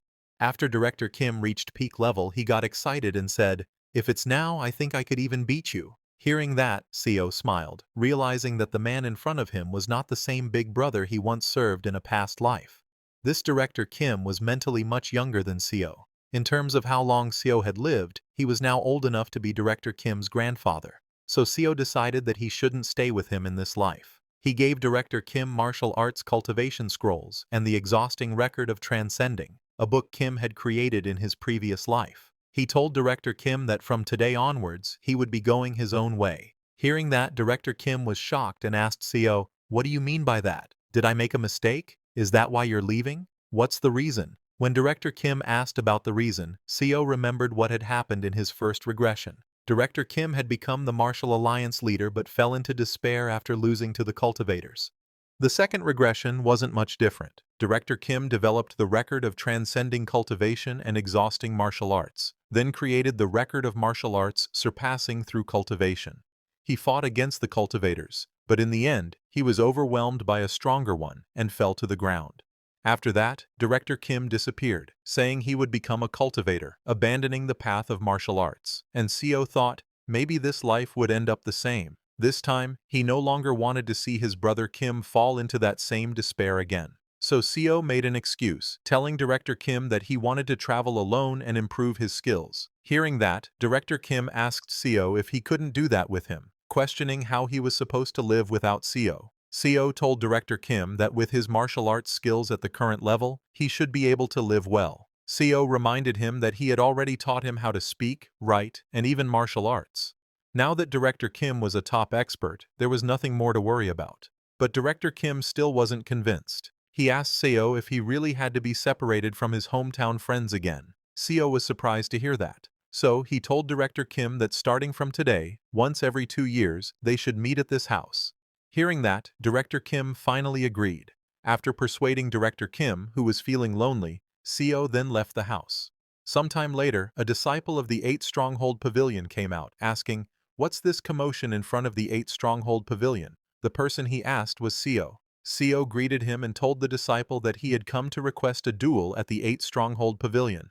Hearing this, that disciple started laughing and told Seo, "This pavilion is not a place where just anyone can show up." But before that disciple could finish his words, Seo drew his sword and swung it, cutting down the disciple's blade in a single strike, shocking everyone nearby. After cutting the blade, Seo asked the disciple, "Do I still look like a nobody to you?" Seo had made up his mind. He was determined that he would definitely become stronger. After challenging the 8 Stronghold Pavilion and cutting there, Disciple's Blade SEO was welcomed inside the 8 Stronghold Pavilion. Once inside, a girl comes TK escort him. She asked him to please come to the inner quarters, saying the sect leader is waiting there. SEO followed that girl to the inner quarters, and that girl leads him to a arena where the sect leader was waiting for him. Their audience were the disciples of 8 Stronghold Pavilion. When the sect leader saw Seo, he smiles and said he was curious who this first-rate master would be. But Seo is such a young junior. Seo greets the sect leader saying this humble one. Seo Yoon-hyun greets the sect leader of Palgyeongguk. Here that sect leader laughs and praised SEO saying his energy is extraordinary. SEO also praised the sect leader saying his energy is also extraordinary, and asked him to please grant him his guidance. AECT leader immediately took out his weapon. His weapon was a spear whip. Sect leader swings his spear whip and told so that he will begin first. SEO also took out his sword. Sect leader moved very fast and attacked at SEO's legs, but SEO quickly dodged his attack, but it was sect leader's main attack. As SEO dodged and was in mid-air, sect leader infused energy into the spear whip and attacks. His attack was aimed at SEO's head that surprised him, but SEO moved his sword with lightning speed and defected his attack easily. Disciples of the 8 Stronghold Pavilion get shocked to see that their sect leader's 9-section whip was blocked with a sword, looking at SEO reaction speed. Sect leader was impressed, saying, "Young warrior, you have reached the state of sword-body unity, and is at the late stage of first rate." SEO also praised the sect leader for completely integrating with martial arts, and thanks to that, SEO have seen a new technique. Sect leader laughs and told SEO that to be at the same level as him, the sect leader, at such a young age, SEO truly is a genius. Hearing the sect leader calling him genius, SEO laughs because being called a genius is not a compliment to him. It might be surprising that he, who appears to be in his late 20s, have reached a level that takes decades of training. SEO smiles and thanked sect leader for complimenting his insufficient talent, because he knows that in reality, he is merely one of the countless mediocre dullards in this world. Heaven did not grant him talent, but even as such a dullard, through regression, he was able to train his martial arts to a level comparable to a genius. But SEO thinks that regression perhaps is both his ability and his opportunity. Therefore, he decided to be a genius. He points his sword at sect leader and said, "Now he will use sword energy." Sect leader also told him that he will go all out too. SEO used Duan Yu sword, art's first move, and strikes at the sect leader. Sect leader quickly moved to his right and dodged his attack. Nutseo didn't give him any change and used second move, entering the mountain and attacks from below. Second leader blocks his strike with spear whip and moved back. SEO charges again and used third move, ascending the vein to attack. Sect leader again blocked his attack. He then takes a step back and unleashed his energy, infusing it into his spear whip to attack. He swings his spear whip with lightning speed and continuously attacks from many directions, trying to put pressure on SEO. But SEO didn't fall short and block all his attacks. Sect leader was shocked, seeing that, wondering, what is this monstrous sword art that he can't break through? Sect leader again aimed at SEO's legs, tried to shake his balance, but it was no use as SEO jumped and dodged again. While SEO was in midair, he used his Duan Yu sword's 7th move. Deed Mountain and charged straight at sect leader with his speed. It looked like SEO was attacking with thousands of sword, and the sect leader could not dodge. The sect leader could not predict SEO's sword, and barely dodged slight, getting his cheeks cut, seeing that disciples of 8 Stronghold Pavilion get shocked. Saying this can't be. SEO's sword speed was getting faster with each move. SEO used his 11th move, destroying the ground. Sect leader jumped and dodged his attack. Disciples were stunned, seeing that it's not just the speed, the sword is gaining destructive power and speed. SEO again charges and attacks with infused sword. Sect leader blocks his swords with his infused spear whip. Their collision released huge amounts of energy. After take CO's attack, head on sect leader's hand starts shaking, seeing that SEO decide to finish it. Here, he jumped high into the sky and used his 12th move, 7 lights emerging peak. Seeing him, sect leader also attacks. But SEO swings his energy-infused sword with so much force and speed that it cut down the sect leader's spear whip into thousands pieces, completely shocking the sect leader. Not just him. All the disciples of the 8 Stronghold Pavilion were shocked, seeing that CO's attack not only cut down sect leader's spear whip, it also cut his hand. Sect leader grabbed his hand in pain and declared that he conceded his defeat. Hearing that, SEO immediately put away his sword and greets the sect leader, saying it was a good opportunity. Saying that he left the arena, their Mac has completely destroyed the arena. After defeating the sect leader of the 8 Stronghold Pavilion, CO left the sect. As he was walking out of the sect, everyone was looking at him in shock. This was a very clean fight. SEO remembers that Palgyeongak was famous even in his previous life as a righteous sect that didn't engage in cowardly acts, so he decided to try visiting a demonic sect next. Thinking through these martial arts duels, in this life, he must reach the peak realm. As slowly time passed, CO visited about 4 more small sects in Seogyeongseong. Among them, he lost in duels at Eoliubo and Hwayongmun, and won against sects like Gaijubong and Yukjeolbo. And then he went to Hoadangpa. There he fought a warrior. He first cut down that warrior's blade. CO sends him flying. That warrior goes flying towards his sect master. Because of SEO's powerful attack, that warrior get unconscious, seeing that the sect leader. If Hoadongpa laughs, saying, "So the young first-rate master who's been challenging people to duels all over Seogyeongseong recently was you." After all, he told CO that he have seen his skill well. CO greets the sect leader, saying he too have learned a lot. Just then many warriors comes out of the door behind the sect leader. Sect leader, ask SEO if he is ready, because now it's the turn of the 10 elders. Seeing that, SEO gets surprise.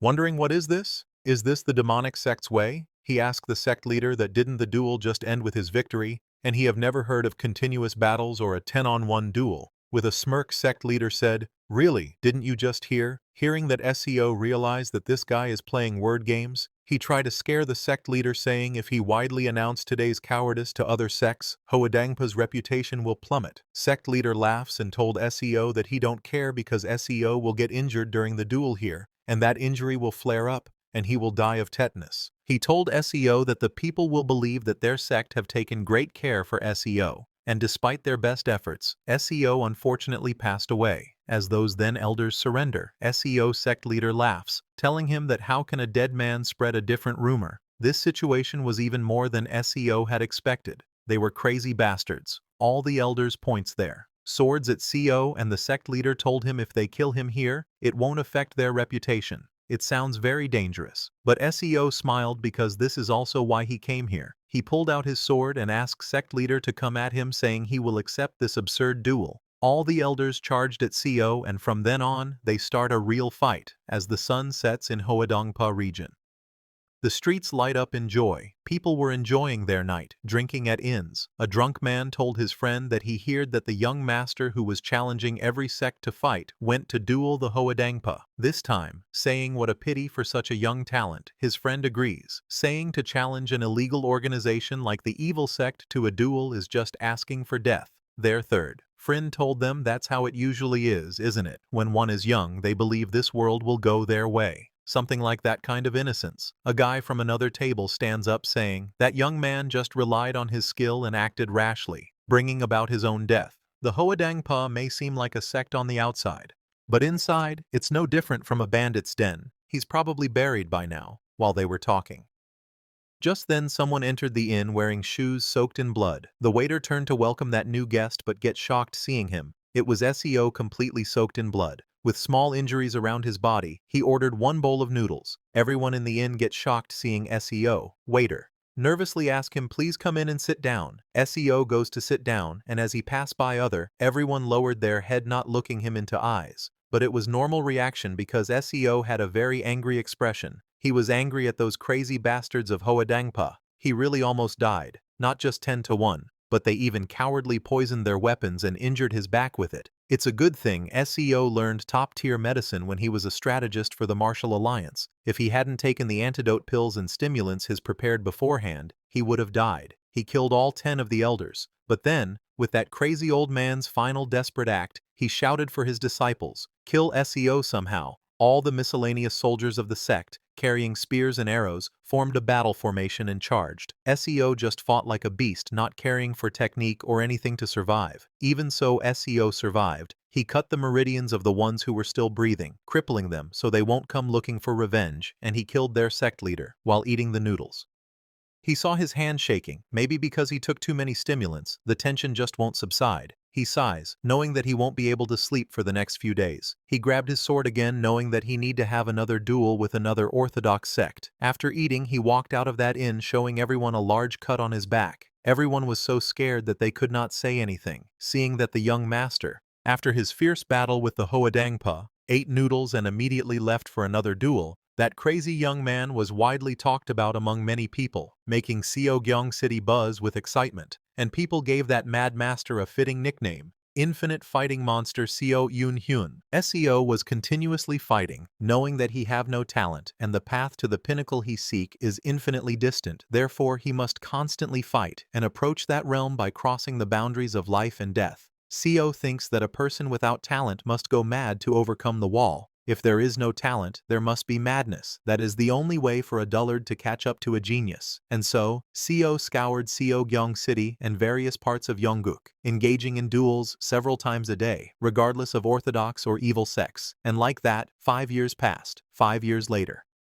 suddenly there was a blast in front of a house. It was SEO who jumped into the air and used his mountain-breaking sword, Art's 14th form, Q Mountain Heartstream. He collects energy from the nature. Its energy is like a mountain. Its heart is like the heavens. But just doing so, Seo started to struggle. The form of sword thread that can only be used upon reaching the pinnacle. Just briefly manifesting it puts an enormous strain on the mind. But he knows that if he don't do it this way, he can't catch up. Just then a black figure appeared behind Seo and comes to attack. SEO turns and used his sword to block that figure's attack. But that attack was so powerful that cracks appeared in SEO's sword. He went flying, crashing on the ground and hit a wall. The collision was so strong that it created a hole on the wall. In a single strike, all his sword energy was shattered. While laughing, that figure walks towards Seo and said, "Your reputation precedes you. I had quite high hopes, but you're still very clumsy, young Master Seo, the infinite fighting monster." That figure comes out of the smoke and told SEO that he thinks he won. His was this cautious because his opponent was the greatest under heaven, Kim Young-hoon. SEO was amazed by Director Kim's crazy talent. He stands up and congratulates Director Kim, saying he have become even stronger than last year. Well, he was right because Director Kim complete transformation in just 5 years. Looking at cut marks on his hands, SEO wonders what on earth did he himself do in those 5 years? His realm is still at the top tier, with a sad expression. SEO accepts that talent is truly something that makes a person miserable, them after they calm down. SEO asked Director Kim what brings him here. Because didn't they agree to meet every 2 years? Director Kim told SEO after attaining the 5 energies converging to the origin and visiting great sects of Yangguo, he have realized one thing. SEO asked him what is it. Director Kim told SEO it's the fact that there's no one above him in this Yongguk. Now, no one is even a match for a single one of his moves, and so he was planning on creating a sect or organization of some kind, and he wanted to offer SEO a seat, but SEO immediately declined, saying he is comfortable with his current state. Looking at Director Kim Seo though, it seems he's already developed the martial lord's disease. He knows that if he accept that offer, in this life too, I'll surely become something like a strategist or vice sect leader and work like a dog.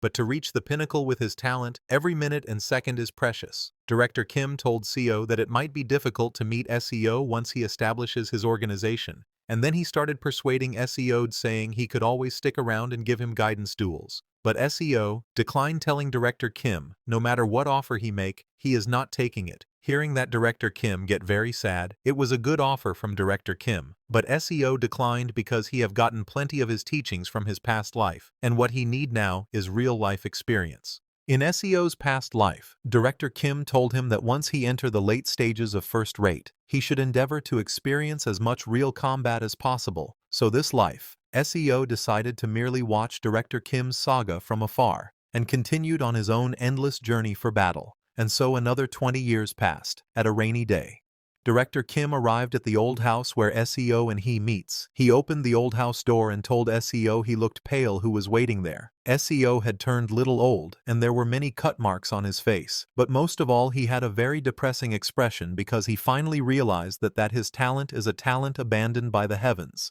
SEO sat cross-legged on the mat, his hand firmly gripping the hilt of a glowing blue sword. Despite his countless hours of relentless training, frustration clouded his expression.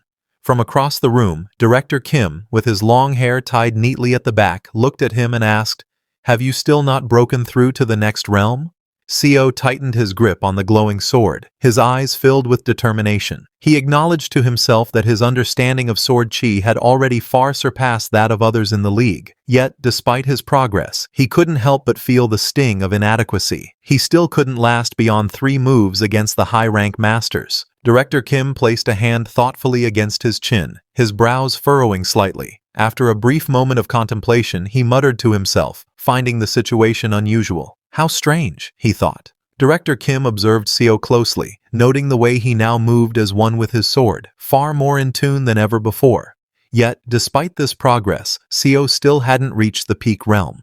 For someone with as much real combat experience as him, Director Kim thought, it should have been more than enough to break through. A faint, self-mocking smile curved SEO's lips as sweat trickled down his face. Inwardly, he acknowledged the bitter truth. Yeah, this is my talent, he thought to himself.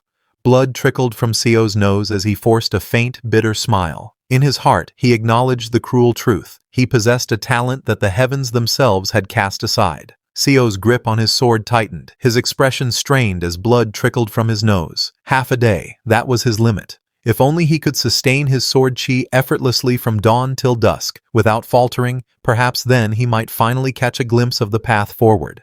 Director Kim handed SEO a thick, red-bound book, his tone filled with sincerity. He expressed his genuine hope for SEO's success, then added as he passed it over, "And here." SEO sat reading the red-bound book, his expression thoughtful. Director Kim explained that it contained insights he had gained from his recent battle against cultivators. By enduring their spells and dragging the fight out for as long as possible, he had managed to hold on and ultimately escape. SEO weighed the thick red-bound book in his hands. It was nearly as substantial as the main volume of the Record of Martial Arts, surpassing through Cultivation and Leaps, an evolved version of the Record of Transcending Cultivation and Exhausting Martial Arts. With a doubtful look, he questioned Director Kim, wondering if he had truly gained so much insight merely from successfully escaping. Standing in the doorway with lightning flashing behind him, Director Kim spoke with a grave tone. To him, cultivators were like natural disasters in human form. Escaping from such a force was no small feat. Naturally, the insight gained from surviving such an ordeal would be immense. SEO assured Director Kim that he would keep the book safe and pass it on to future generations. With sincerity in his voice, Director Kim responded, thanking him, "Thank you, Eun-hyun." Standing at the entrance of the building with his sword in hand, Director Kim looked out into the storm. He declared his intention to seek out the cultivators once more, his voice steady despite the danger ahead. With a faint, almost grim smile, he added that he hoped they would both be alive the next time they met. Before leaving, Director Kim turned to SEO, his gaze steady despite the falling rain. He offered a final piece of advice for reaching the peak realm. Every scene, every space he passed through and experienced, SEO needed to engrave them deeply into his mind, never letting those impressions fade. SEO's eyes widened in surprise as he processed Director Kim's words. Almost in disbelief, he echoed the thought aloud. Was he truly meant to imprint all the scenery around him into his mind? Director Kim explained further, likening the practice to how one instinctively takes note of the surrounding terrain during battle or sparring. Normally, a fighter would store the layout of their surroundings in their mind for tactical use. What he was suggesting, however, was to turn that skill into second nature, something Seo could do constantly, not just in the heat of combat. Seo's eyes widened in disbelief as he tried to grasp the enormity of the advice. Maintaining sword chi alone already felt like it was about to make his head explode, and now, on top of that, he was being told to keep his spatial awareness sharp and steady at all times. The thought left him wondering how anyone could possibly manage such a feat. A wave of pressure and strain built inside Seo's mind, the thought gnawing at him relentlessly. If this keeps up, will my head really explode? He wondered, feeling the weight of the task pressing against his very limits. Seo shook his head firmly. No. There had to be a reason why the strongest martial artist under heaven had entrusted him with such a task. It wasn't meaningless. There was purpose behind the challenge. From that day forward, Seo committed himself to a new discipline. He made a conscious effort to remember every space that came into view, training his mind to retain every detail. Over time, he began to recall exactly where everything was. Seo moved through the bustling streets, the vibrant scene unfolding around him. Every detail, the flow of the crowd, the arrangement of buildings, the colors and sounds, he committed to memory, sharpening his awareness with each passing moment.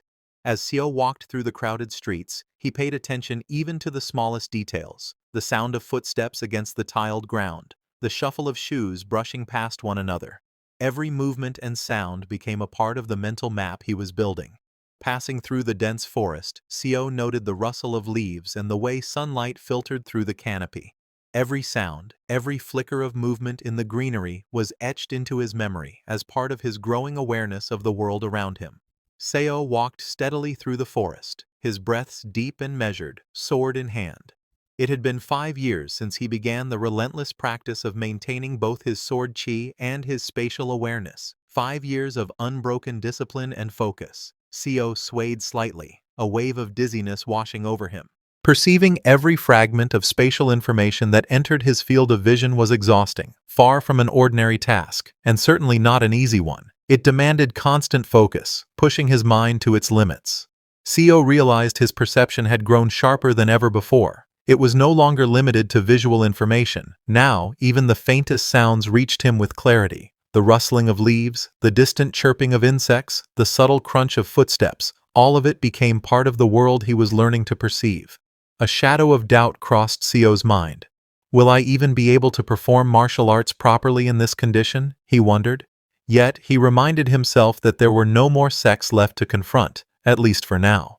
For nearly 3 decades, Seo journeyed across the entire Yan Kingdom, challenging minor sects in sparring matches and, on occasion, testing his skills against the major ones. By now, there was hardly a sect in the kingdom that he hadn't visited. And now, Seo made his living by collecting bounties. His skills had brought him to the point where he was not only confronting outlaws, but also capturing dangerous bandits with ease. In his dizzy state, he found himself forced to battle enemies who attacked without restraint, using any means or methods to kill. The thought gnawed at him. Could he truly survive under such relentless conditions? One of the bandits spotted him and shouted, "Brother, it's him!" Another roared, "Found you, you bastard!" But Seo remained calm, gripping his sword tightly. Either way, he thought, this is the path I've chosen. The towering bandit leader stepped forward, his broad frame draped in a leopard-patterned robe, eyes locked on Seo with murderous intent. Resting a massive blade on his shoulder, he sneered and pointed his second sword toward his target. "You're dead now!" he roared, his voice rumbling through the forest as the other bandits closed in behind him. Seo steadied his breathing, sword chi swirling around him despite the pounding in his head. Even if I die, he thought, this is the path I've chosen. Facing the armed men before him, his grip tightened. Isn't this the path I must walk? Blood sprayed through the air as screams of agony pierced the forest. The clash had begun, and the carnage was instant. 15 years had passed. Seo, now aged and bearing a weathered face marked by deep lines, gazed forward with a solemn expression. His gruff voice carried the weight of years as he quietly asked, "Did you survive, Director Kim?" His long hair tied neatly back and a deep scar etched across his face met Seo's gaze with a warm smile. In a confident yet light-hearted tone, he replied, "Yeah, this time too. It had been 45 years since SEO had returned to this life. As he calmly poured tea, his thoughts reflected on the changes within him. By now, his vision and hearing were sharper than ever, leaving no room for doubt. Even his sense of touch, taste, and smell had reached a state of refined perception, honed to near perfection over the decades. SEO's gaze fell upon the steaming cup of tea before him. Despite all the refinements his senses had achieved over the decades, he knew in his heart, but that's it. SEO's expression grew heavy, his eyes shadowed with the weight of regret. Even after all these years, he thought to himself, I still haven't become a master at the peak. SEO's eyes burned with fierce frustration, the weight of decades pressing down on him. The thought echoed relentlessly in his mind, rising into a silent roar. I still haven't. I still haven't. Director Kim sat across from SEO, a faint smirk playing on his lips as he sipped his drink. He explained that it seemed he had become wanted. Perhaps he had gotten a bit too famous among the cultivators. Two of them, he continued, had even gone so far as to set a trap and lie in wait for him. SEO recounted his experience with a measured tone. He explained that he had barely managed to escape the ambush, though he did succeed in leaving a small cut on one of his attacker's cheeks. Looking toward Director Kim, he remarked that surely Kim must have gained valuable insight from this encounter as well. Director Kim scoffed at the idea of insight, dismissing it as nonsense. Placing his hand on the cup, he admitted that, even now, he still couldn't defeat a judgment stage Taoist. If he failed to escape in such a fight, he knew the outcome. He would end up as nothing more than a corpse lying on the ground. Director Kim tilted his head back slightly, his expression thoughtful as he confessed what had been weighing on his mind lately. He admitted that the extreme state of the five-path core he had reached might, in fact, be the very end of the martial path itself. Director Kim reflected aloud, wondering if even the martial arts record SEO had first given him, one that claimed martial arts could surpass cultivation, was perhaps flawed. He questioned if SEO had ever shared his thoughts, that no matter how strong or skilled one became, martial arts alone could never truly defeat cultivators. For some reason, SEO found himself seeing a reflection of his own past and struggles in Kim Young-hoon. SEO observed that Kim Young-hoon clearly possessed a talent blessed by the heavens. In contrast, he reflected bitterly, he himself had been born with a talent abandoned by the heavens. SEO reflected that he and Kim Young-hoon possessed talents that were complete opposites, one blessed by the heavens, the other abandoned by them. Yet despite this stark contrast, he couldn't help but wonder, why does he look so much like me? SEO admitted his frustration at not knowing why he couldn't reach the peak realm. Director Kim considered this and noted that even after mimicking Sword Chi and adopting the perspective of the peak realm, SEO still couldn't attain it, and he still had no idea why. Under the quiet night sky, Director Kim suggested having a sparring match for old time's sake. SEO responded with a faint smile, saying it was the best thing he had heard in a long while. The moon hung high in the night sky, casting a gentle silver glow over the quiet forest below, as if silently bearing witness to the coming clash. The stillness of the night was shattered by a deafening clash, the air erupting with explosive force as their battle began, sending shockwaves rippling through the trees under the moonlit sky. SEO staggered back, clutching his side as pain surged through him. Gritting his teeth, he shouted in frustration, "Damn it! What the hell do you think the problem is?" Director Kim, standing with his sword in hand, admitted honestly that he didn't know the reason. By all rights, SEO should have become a peak master long ago. Blood dripped from SEO's mouth as he staggered, his voice sharp with confusion and urgency. What? What do you mean? How strange, how bizarre. Why is this happening? Director Kim wondered himself, struggling to comprehend. He said that even if SEO truly had no talent at all, this outcome still didn't make sense to him. Hearing that, SEO's eyes widened in shock and confusion. Director Kim placed a thoughtful hand on his chin, his gaze steady. Perhaps what you're missing, he suggested, is the right trigger. SEO repeated the word softly. Trigger, Director Kim explained. Something like desperation, or a driving force, something that could push you past the limits of your talent by drawing out extreme focus. SEO's rage exploded as he shouted, his voice echoing with decades of frustration. What kind of damn trigger are you even talking about? I've wielded a sword for over 50 years, my whole life. SEO's eyes burned with fury and desperation as he roared, and now you're telling me, what kind of trigger do I still need to yearn for, and how much more desperately? His voice trembled with raw emotion. I've risked my life and struggled all my life just to escape mediocrity, SEO roared with fervent intensity, raising his sword high. I've activated every meridian in my entire body. Now even when I sleep, I hold my sword and release sword energy. Even in my dreams, I've reached the point where I process every bit of scenery and information I see. SEO collapsed to his knees, his voice breaking with anguish. Then why? Why? Just why the hell? You're telling me the next realm won't reveal itself to me? Why? Why the hell not? SEO lay sprawled on the ground, his sword cast aside, his breath ragged. Even he know how pitiful it is for an old man nearly 70 to resent the heavens. His voice cracked with anguish. Why? Just why? Even after a lifetime of chasing the sword, yearning for that elusive next realm, SEO's grasp remained empty. His fingers clawed into the dirt as he growled through clenched teeth. Ugh! No matter how desperately he pursued it, he couldn't even begin to comprehend what that next realm truly was. Director Kim stood silently, sword in hand, gazing at Seo, who lay collapsed on the ground. His expression betrayed no words, only quiet contemplation, as the weight of Seo's struggle hung heavy in the night air. Director Kim turned away, his long hair swaying with the motion. With a swift, precise movement, his sword sliced through the air, sending sharp bursts of force into the trees ahead. The trunks split under the sheer power of his strikes, embers scattering in the night as the sound of tearing wood echoed through the forest. While sparring with him, Director Kim had devised a martial technique tailored to compensate for the SEO weaknesses. The markings of this new technique burned into the tree's surface, glowing faintly with heat and energy. It may not be much comfort, Director Kim said calmly, but I hope that learning this will bring you some peace of mind. Seo's eyes widened slightly as he read the glowing characters carved into the tree. Mountain King's martial art and moon crossing step, he muttered, recognition dawning in his voice. His grip tightened on his sword, a mixture of awe and reluctance filling his gaze. He looked toward the place where Director Kim had been standing moments ago and sighed bitterly. And now, you'll disappear again, just like that. And now, you'll disappear again, just like that, 5 years later. The serene courtyard basked in the gentle warmth of autumn, the once vivid greens of the surrounding forest now transformed into a tapestry of gold, crimson, and amber.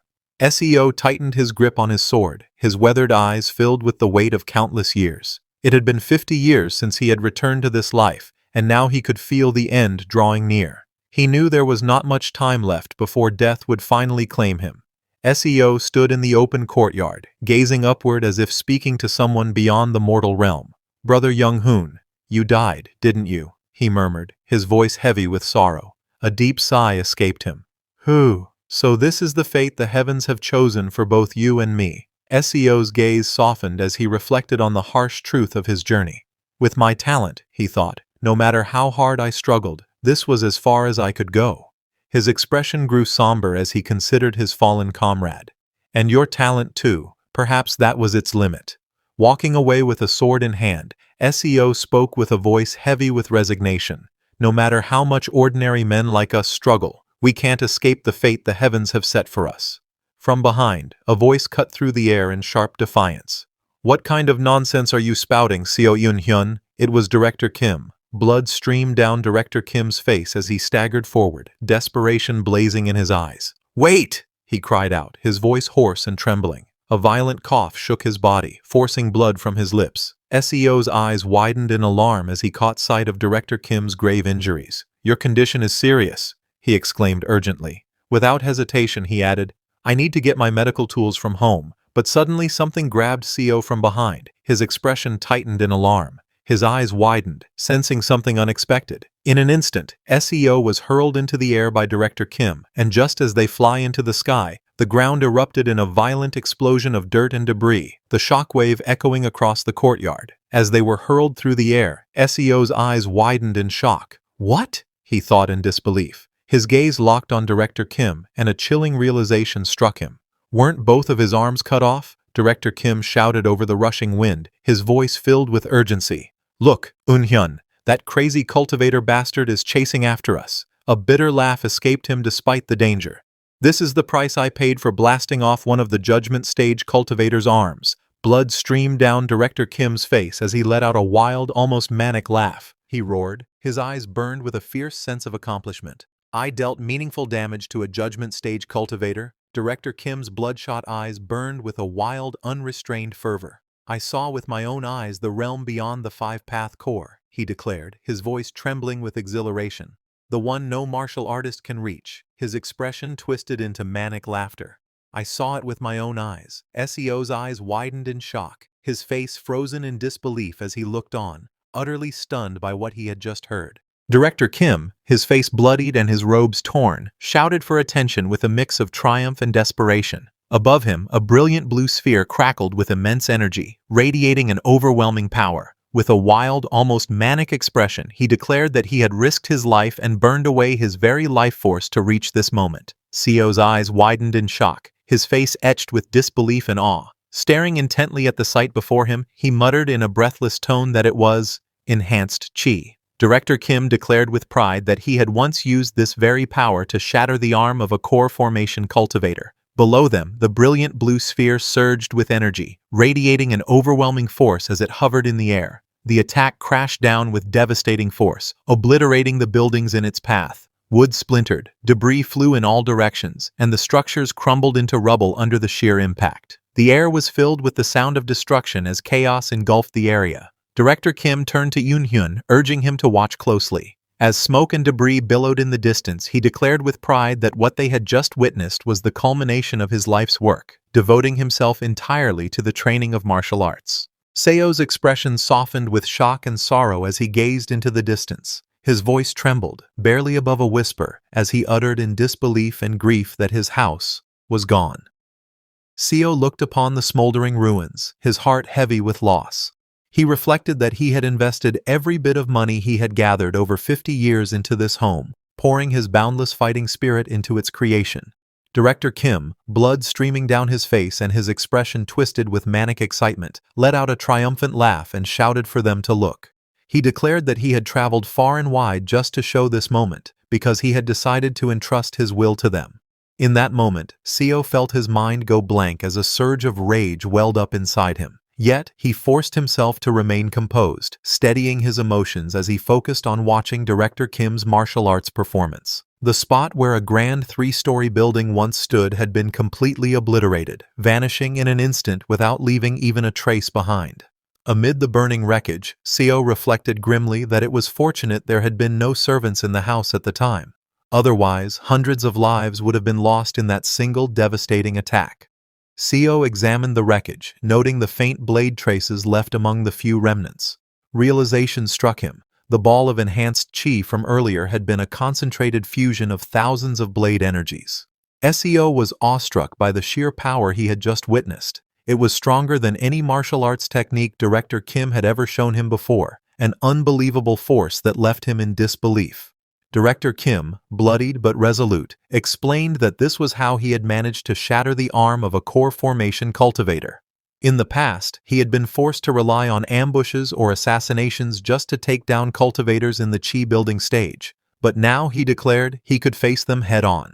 As the ground rushed up to meet them, Seo shouted in alarm that they were falling. Both he and Director Kim plummeted through the sky, their robes and hair whipping violently in the wind. The two crashed into the ground with tremendous force, sending debris and shockwaves exploding outward. The impact tore through the earth, scattering dirt, stone, and shattered branches into the air as the surrounding trees shook violently. Dust and debris slowly settled over the impact site. Splintered wood and scattered rocks lay strewn across the ground, while faint trails of smoke curled upward into the air, marking the aftermath of their violent fall. A crater marked the spot of their impact, dust still rising into the air as the red autumn leaves swayed gently in the breeze. From within the settling haze came a faint, earnest plea, asking not to forget these techniques. Bloodied and lying on the ground, Director Kim spoke with labored breaths. He said that these techniques were the culmination of his life's realizations and pleaded for his martial arts to be passed down to future generations. Seo knelt beside the fallen and bloodied Director Kim, his voice firm yet filled with concern. He told him that he had heard his words and urged him to stop talking, reminding him that his life was at stake. Perched high in the branches of a towering tree, a figure looked down with a cold, confident gaze and declared that they had found the ultimate martial spirit. They remarked with a hint of mockery that it was quite a terrible place to try and run to. Below, Seo stared upward, tension evident in his expression. The cultivator in blue looked down sharply and called out to Seo, addressing him as a civilian.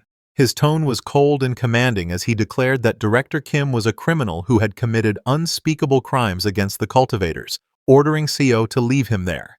Seo, his expression tense and wary, looked toward the cultivator and asked if he was there to punish Director Kim, or if perhaps he was an acquaintance of his. Without hesitation, Seo scooped up the wounded Director Kim and sprinted away at full speed. The ground blurred beneath his feet as he dashed forward, determined to escape before the cultivator could make a move. From his perch on the tree, the cultivator in blue clicked his tongue in irritation, calling the attempt pointless.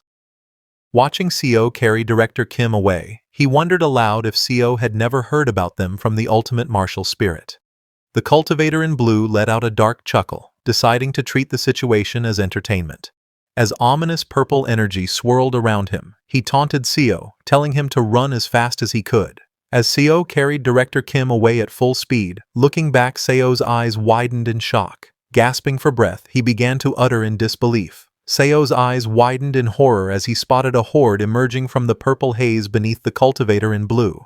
Their lifeless faces and glowing eyes left no doubt. These were corpses. His shock deepened as he recognized them for what they truly were, Jiangxi. Seo sprinted forward with Director Kim in his arms, gritting his teeth in frustration and muttering that he was too old for this. Behind them, the Jiangxi let out chilling screams and charged in relentless pursuit. As Seo ran with Director Kim in his arms, he panted heavily but still managed to speak. He asked if the title Ultimate Martial Spirit was something the cultivators had given him, remarking that it was quite a unique name. Seo, still catching his breath as he was carried away, exclaimed that it was bizarre. The Ultimate Martial Spirit and the Infinite Fighting Spirit, two legendary spirits now running for their lives from the Jiangxi. He couldn't help but point out just how strange the situation was. Seo, breathing heavily as he carried his companion on his back, urged desperately, "Never mind that. You need to stay awake. Please, say something."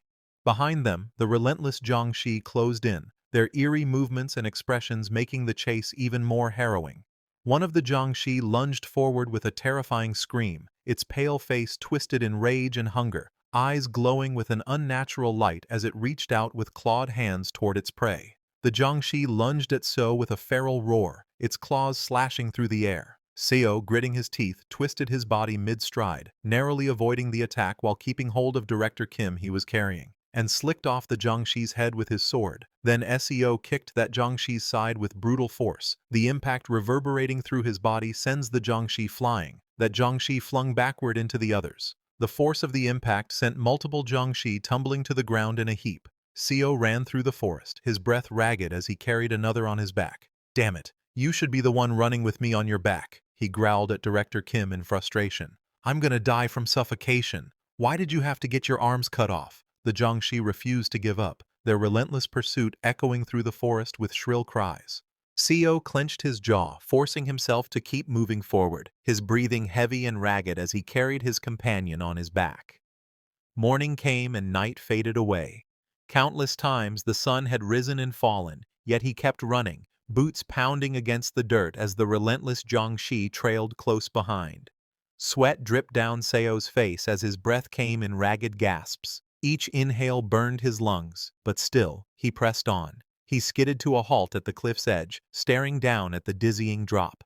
"Damn it, it's so high up," he muttered, his voice tight with frustration, while the relentless pursuers clawed their way up behind him. From above, that cultivator floated effortlessly, his calm voice carrying a tone of mild surprise. "Shocking," he remarked. Below him, the grotesque Jiangxi snarled and hissed, their pallid faces twisted with hunger. The man continued, his gaze fixed on the exhausted Seo before him. "You, a mere civilian, managed to withstand the Jiangxi for 3 days and nights." The man's voice grew colder as he continued. "However, you cannot run anymore." His piercing gaze locked onto his target. "It's also futile to do so." The cultivator's voice was laced with finality as he declared, "The ultimate martial spirit is already dead." Seo, drenched in sweat and gasping for breath, clenched his teeth. His body trembled from exhaustion, yet he still held on to the hilt of his weapon, refusing to collapse. Seo's voice was weak yet steady as he stood at the cliff's edge, the weight of another person slung across his back. "No," he admitted, his breathing ragged. Then, with a faint, wry smile, he added, I'm a physician after all. The cultivator in blue fixed his gaze on Seo and asked coldly, "Then why were you running?" His tone carried no sympathy as he continued. "I am only interested in the ultimate martial spirit. I don't care about you. You could have just abandoned the corpse and run off." Seo lowered his head, a shadow falling over his eyes. A faint, trembling chuckle escaped his lips. His smile widened, the sound deepening into a steady, unsettling laugh. The cultivator in blue narrowed his eyes, his tone laced with suspicion as he stared at Seo. "You're laughing?" he asked, clearly unsettled by the sudden change in demeanor. Gripping the sword tightly, Seo reflected on his journey. The Severing Mountain Sword, the Dragon Vein Chi method, the Mountain Lord martial arts, and the Transcending Peak steps. He was able to reach this point despite being void of talent. Thanks to Director Kim's teachings, he was someone from Seo's hometown, as well as his martial mentor. Seo glared fiercely, his voice filled with defiance as he pointed his blade forward and said, "If you want to take my master's head, you'll have to take mine first." The cultivator in blue stood silently, his expression shadowed yet piercing, exuding an intense and oppressive aura without uttering a single word.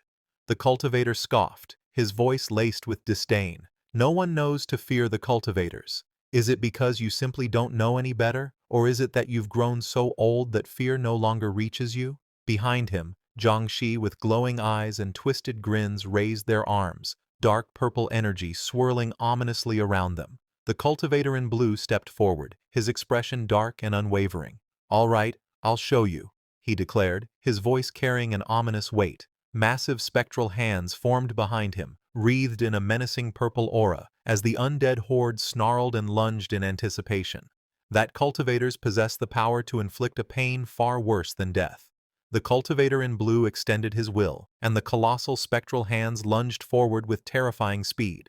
Their immense fingers curled as if to seize and crush everything in their path, the air around them distorting under the sheer force of his power. Seo's eyes widened in shock as a blur of motion tore through the air toward him. His grip on the sword tightened instinctively, but the sheer speed of the incoming strike left him with barely a moment to react. Seo's sharp eyes widened as realization struck him. His focus shifted instantly, a grim thought echoing in his mind. "He wasn't going after me." Director Kim's body trembling violently as if an unseen force was crushing him from above. That cultivator's hands turned into Director Kim's hands and it clawed at the air, and a sharp, panicked gasp escaped his lips. Director Kim staggered to his feet, his body trembling uncontrollably as a cold sweat dripped down his face. His eyes widened in disbelief at the overwhelming force pressing down on him, while Seo stood before him with a calm yet imposing presence, sword in hand. Behind them, the man in blue watched silently, his aura radiating an oppressive might. The cultivator in blue glared coldly, his voice dripping with contempt. "You parasite," he said, his tone sharp enough to cut through the air. "I'll make you pay the price for daring to look down on a cultivator." His eyes burned with unwavering resolve, promising a retribution far worse than his words could convey. Seo's face twisted with rage, his teeth clenched so tightly it was as if he wanted to crush them. His eyes burned with fury as he spat out his words. "You evil bastard!" Each syllable dripped with hatred, the weight of his anger threatening to erupt at any moment. With a twisted grin and a voice dripping with malice, the Director Kim gripped his sword tightly, his aura radiating bloodlust. Cultivator called Director Kim ultimate martial spirit and ordered him to kill your disciple. His words echoed like a cruel command, sealing his intent to pit master against student in a deadly betrayal. The possessed Director Kim threw his head back and let out a monstrous roar, jagged teeth bared as an inhuman sound tore from his throat. Wreathed in a sinister purple aura, he swung his weapon with devastating force toward Seo, who braced himself with his sword, his expression tense and unyielding. Seo glared up at the man in blue hovering above, his voice filled with fury as he demanded, "How dare you defile a dead man's legacy like this?" The cultivator looked down at Seo with a calm yet condescending smile, clearly enjoying Seo's expression. Meanwhile, Director Kim, his body radiating that same sinister purple aura, charged at Seo and clashed violently with him, their blades ringing in the cold air. Seo's thoughts remained steady despite the onslaught. Thankfully, his opponent couldn't use martial arts. Instead, he attacked with nothing but the raw, overwhelming strength that the cultivator's power had granted him, each strike driven purely by brute force rather than technique. The blade crashed against Seo's with overwhelming force, the impact reverberating through the air. Purple energy surged around Director Kim, amplifying every strike. But just that sheer force and speed, Co thought grimly, his arms straining under the pressure. It's hard for my old body to withstand. He gritted his teeth, his eyes blazing with determination as he struggled against the crushing force of the descending blade. Gripping his sword tightly, Seo felt the weight of dishonor pressing upon him. It's already an incredible disgrace to point my blade at Kim Young-hoon, he thought bitterly, his knuckles whitening against the hilt, especially when he's already dead. Seo's lips tightened as he spoke, apologizing in a solemn voice. But deep inside, his resolve hardened. He knew that if there was nothing else he could do, he had to end it as quickly as possible. Shifting his stance, Seo's grip firmed on the hilt as a surge of violet energy spiraled around him. His expression was calm yet resolute as he invoked his technique. Severing Mountain Sword. 21st Form. Heavenly Lake. He remembered that the 21st form of the Severing Mountain Sword was known as Heavenly Lake, a technique as majestic and vast as its name implied. When Director Kim had taught him this technique, Seo had once asked, all of the other forms are named after some mountain, peak, or valley. So why is the 21st form named after a lake? Back then, lying on the grass, Director Kim had gazed up at the sky and replied, Heavenly Lake. It reminds me of the heavenly lake atop Mount Baekdu. Seo had been curious at the time. Mount Baekdu, Director Kim had laughed and nodded. This world has a lake similar to Mount Baekdu's. Or maybe the name was also created by people from Korea, like us.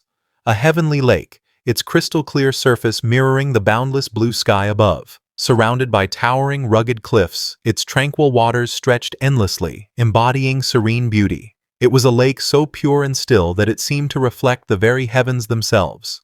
Seo gazed at his glowing blade, his voice calm yet resolute. The heavenly lake holds the view of the skies within its surface, but its nature remains unchanged. In his mind, he reflected on the teachings of the Severing Mountain Sword. The sky, symbolized in its doctrine, referred to the martial artist he was dueling, and the lake, which encompassed the sky's reflection, referred to his single strike. Before him, Director Kim lunged with ferocity, their blades moments from clashing. With a thunderous burst of energy, the strike connected, sending a violent shockwave rippling outward. Director Kim's eyes went wide in shock and agony as his body was engulfed by the overwhelming force, his scream tearing through the air while debris scattered in all directions. Seo's gaze was sharp, his grip steady on the hilt of his glowing sword as he recalled the essence of his technique. The heavenly lake of the Severing Mountain absorbs all the energy flowing in the opponent's veins into my sword energy for a single moment. His eyes narrowed with focus. And in that instant, it launches the enemy away while their energy becomes trapped within my blade. Seo's hands tightened around the hilt, purple energy swirling and crackling along the blade. It's a move I can use because I am a first-rate physician and a master at understanding the 8 chi veins, he thought, feeling the flow of power align perfectly with his strike. This was no ordinary technique. It was a move only he could perform, created specifically for him. Seo knew that if Young-hoon Hyung's corpse remained intact, it might continue to be used as a Jiangshi. That was why he couldn't allow a single piece of it to be left for that evil cultivator to exploit. His fingers tightened on the hilt as blue energy churned violently within the sheath. He drew upon that churning power, feeling the immense force build within him. His gaze hardened. To combine all of the Severing Mountain Sword's forms into a single attack, Seo surged forward, his movements sharp and precise as his blade carved through the air. Severing Mountain Sword, first form. Transcending peaks, with a burst of power, he channeled the form's essence, his strike carrying the force and grandeur of mountains rising beyond the clouds. His blade cleaved through the air in a brilliant arc of light, the force of the strike tearing into his opponent. The slash cut cleanly through Director Kim's body, the momentum carrying the attack past him as the sky split with its radiance. Seo unleashed a relentless sequence of strikes, each flowing seamlessly into the next. Second form, Entering Mountain.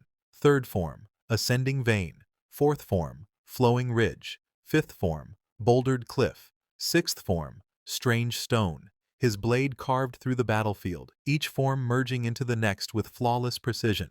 The ground split and shattered under the force, fragments of rock erupting into the air as arcs of sword light tore across the terrain. Director Kim let out a blood-curdling scream as countless deep gashes tore across his body in a crisscross pattern. Blood sprayed in every direction, his form trembling violently under the unrelenting assault of Seo's devastating strikes. Sio's eyes burned with fierce determination, his expression twisted with resolve.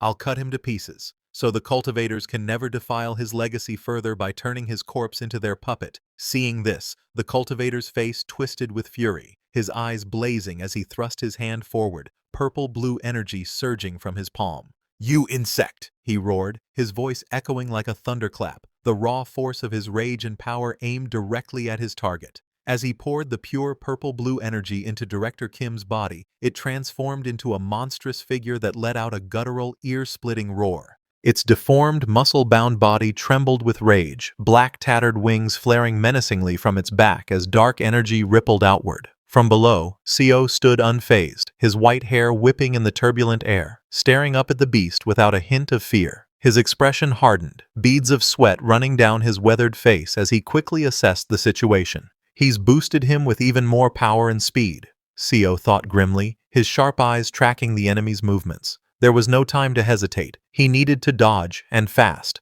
but his initial instinct wavered, his thoughts shifting in an instant. No, what use is there in dodging? He realized grimly, his eyes locked onto the monstrous foe barreling toward him. My life will end soon. I'm already as good as dead. A flicker of resolve lit in his gaze. I will use this moment. With a firm step, Sio's foot slammed into the ground, cracks splintering outward as dust and debris swirled around him. His resolve burned unwaveringly in his heart. To ensure that his master would no longer be defiled, he vowed, each movement fueled by unyielding determination. With a fierce battle cry, Sio hurled himself downward like a spear, spiraling through the air with unstoppable momentum. The wind howled around him, the sheer force of his descent tearing through the sky. "Burn it all!" he roared in his heart and aloud, channeling every ounce of his remaining strength into the final, all-consuming strike. The monstrous figure threw back its head and let out a thunderous roar, veins bulging as raw power surged through its massive frame. Muscles tightened like steel cables, and with a savage lunge, it thrust its arm upward toward the descending Sio. Sio's thoughts raced as he plunged toward his target. "I will die," he acknowledged grimly, the truth pressing heavily against his mind. But almost instantly, defiance flared in his eyes. "No, I can't die yet." His jaw clenched, teeth grinding as he forced his body to endure. "Just a little more," he urged himself, every muscle straining to push beyond its limits. He gritted his teeth, the metallic tang of blood seeping into his mouth as his senses sharpened to a razor's edge. He could feel everything, the area around him, the noises echoing in the air, the faint scents carried by the wind. He noted the subtle shifts in humidity and temperature, every detail registering in his mind. Even the warm blood wrapping around the tip of his tongue was unmistakable, grounding him in the brutal reality of the moment. His head throbbed violently, every heartbeat sending a pulse of agony through his skull. "My brain feels like it'll explode." The pressure mounted to an unbearable peak, but instead of resisting, his eyes burned with feral resolve.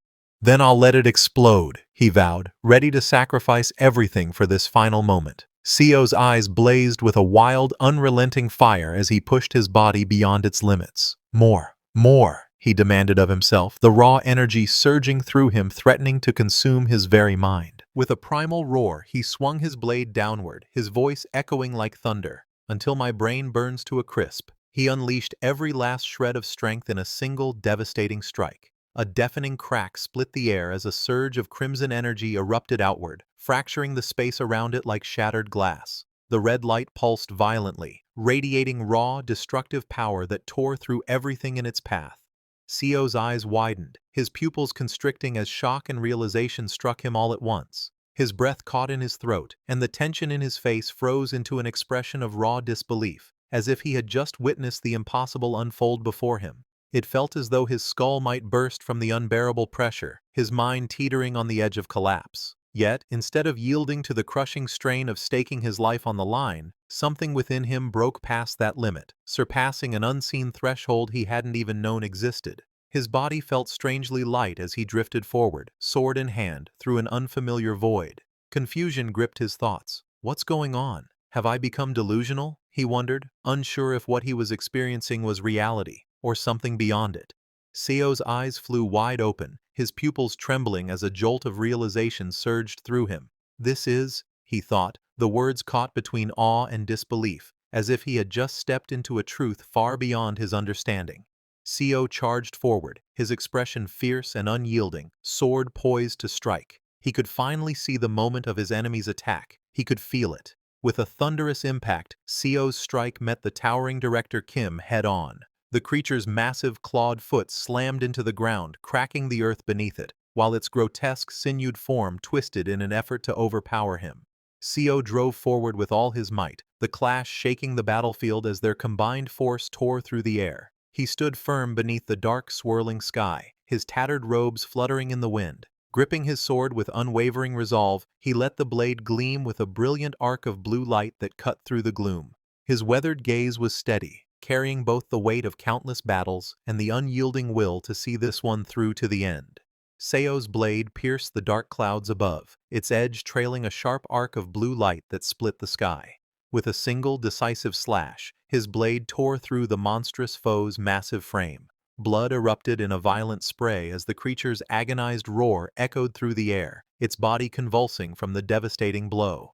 Co's strike carried both precision and overwhelming force, leaving the beast staggered and reeling. His eyes widened, a sharp glint of realization flashing within them. Could this be? He wondered, his gaze unwavering. The thought struck him like a thunderclap. Blood still gushed from the deep wound carved across Director Kim's chest, yet Kim's lips curved upward in a faint, almost serene smile. Co's eyes widened in disbelief. Kim Young-hoon is smiling, a talent blessed by the heavens and a talent forsaken by the heavens, two extremes standing on opposite ends. Though they were polar opposites, there was a single thread that made them alike, a reason why their paths felt strangely parallel despite the vast gulf between them. It was because, despite their differences, they were both ultimately struggling to break free from the fate the heavens had bestowed upon them. Each, in their own way, was defying the path written for them, refusing to surrender to destiny's grip. Co gripped his sword tightly, and a blinding red light swallowed the battlefield, casting everything into stark silhouettes. In that instant, the sound of flesh being torn apart rang out sharply, each strike punctuated by the spray of blood bursting through the crimson haze. The figures clashed in a violent crescendo, their forms locked in a deadly dance against the backdrop of searing scarlet. Co realized there was no such thing as a genius or a dunce. There were only two men who had spent their entire lives struggling against the fates imposed upon them, one now lying dead and the other standing on the brink of death.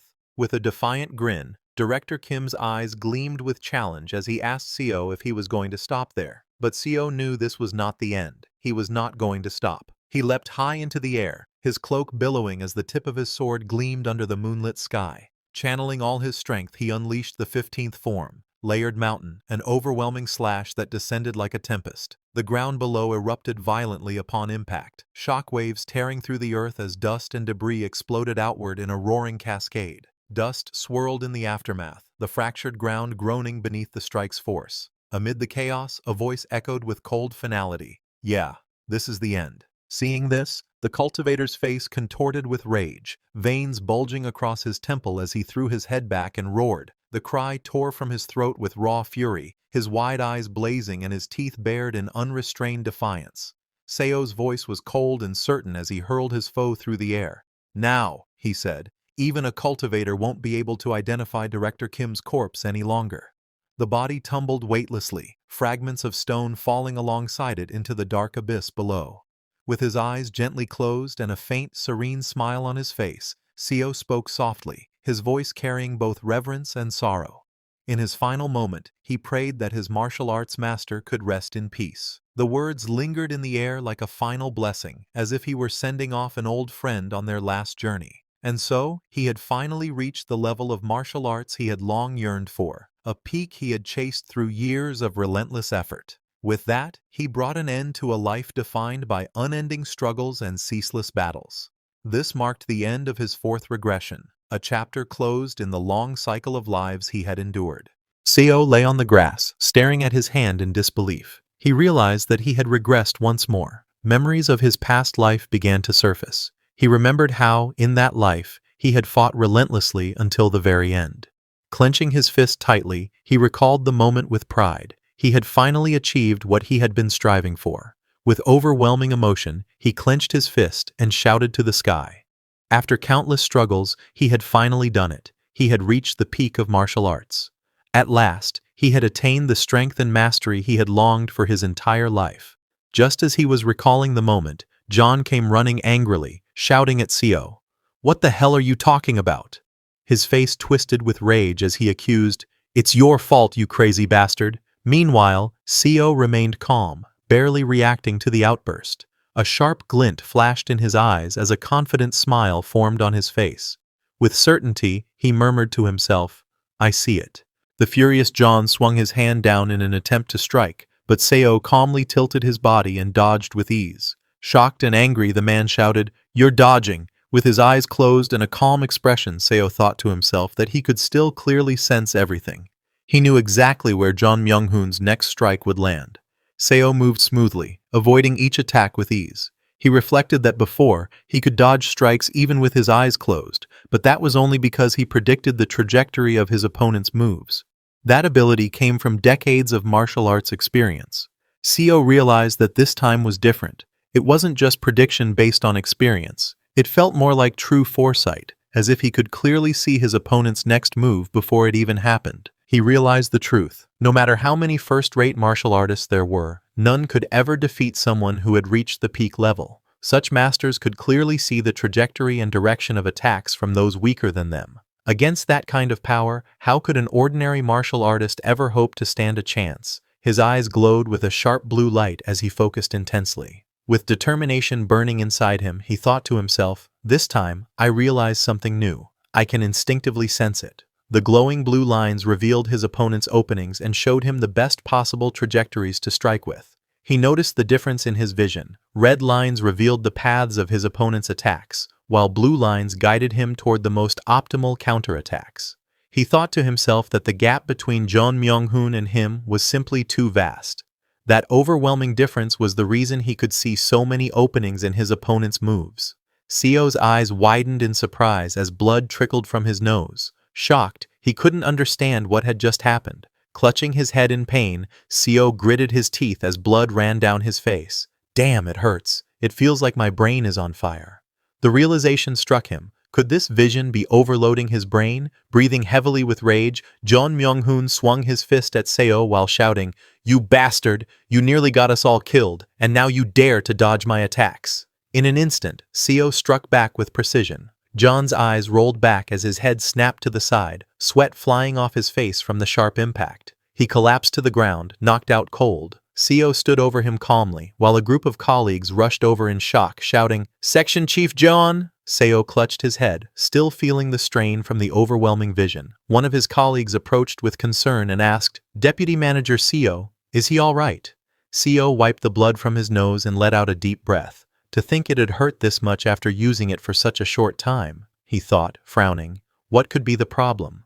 After the fight, Seo took a moment to steady himself and then reassured his co-workers. Once he had calmed them down, the tense atmosphere began to ease. He led them to a cave and started a fire to keep them safe. After cooking some fruits for them to eat, he watched as they slowly drifted off to sleep, finally able to rest. Inside the cave, his co-workers lay scattered around the warm fire, fast asleep.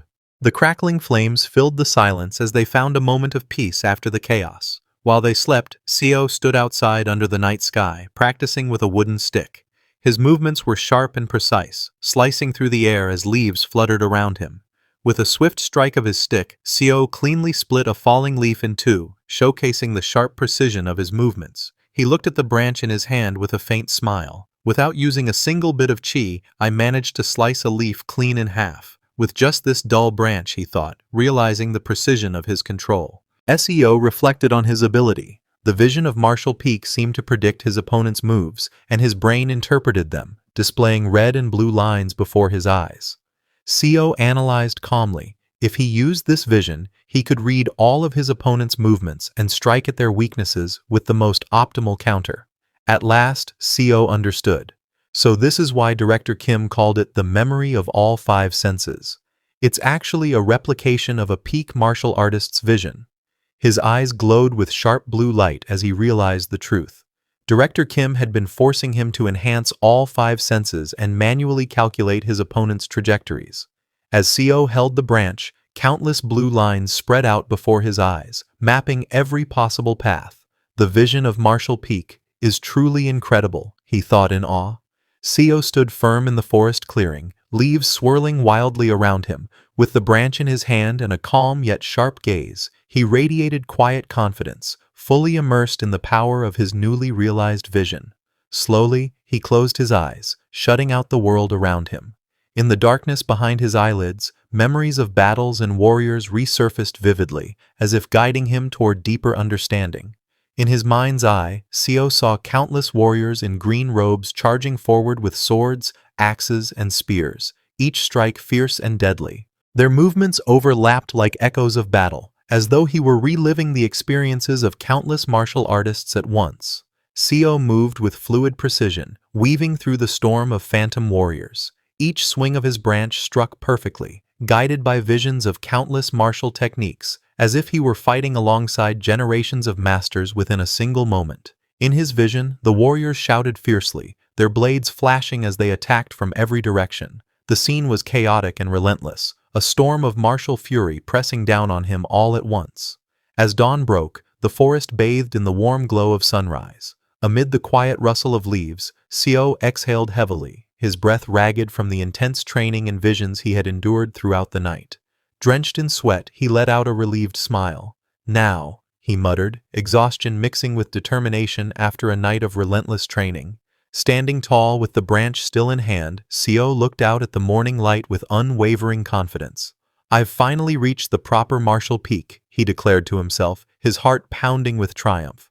Suddenly, Seo clutched his head in agony, gritting his teeth. His brain felt like it was about to fry to a crisp, the strain of his newfound power overwhelming him. But after he found 8 yellow bamboo roots nearby and performed the dragon vein chi method, he managed to stabilize himself. Now, he could maintain the vision for 3 whole hours. Seo looked down at the bamboo roots and thought to himself, "Now that I've reached this level of prowess, I no longer need to sell these yellow bamboo roots. I can resolve financial issues with my own abilities."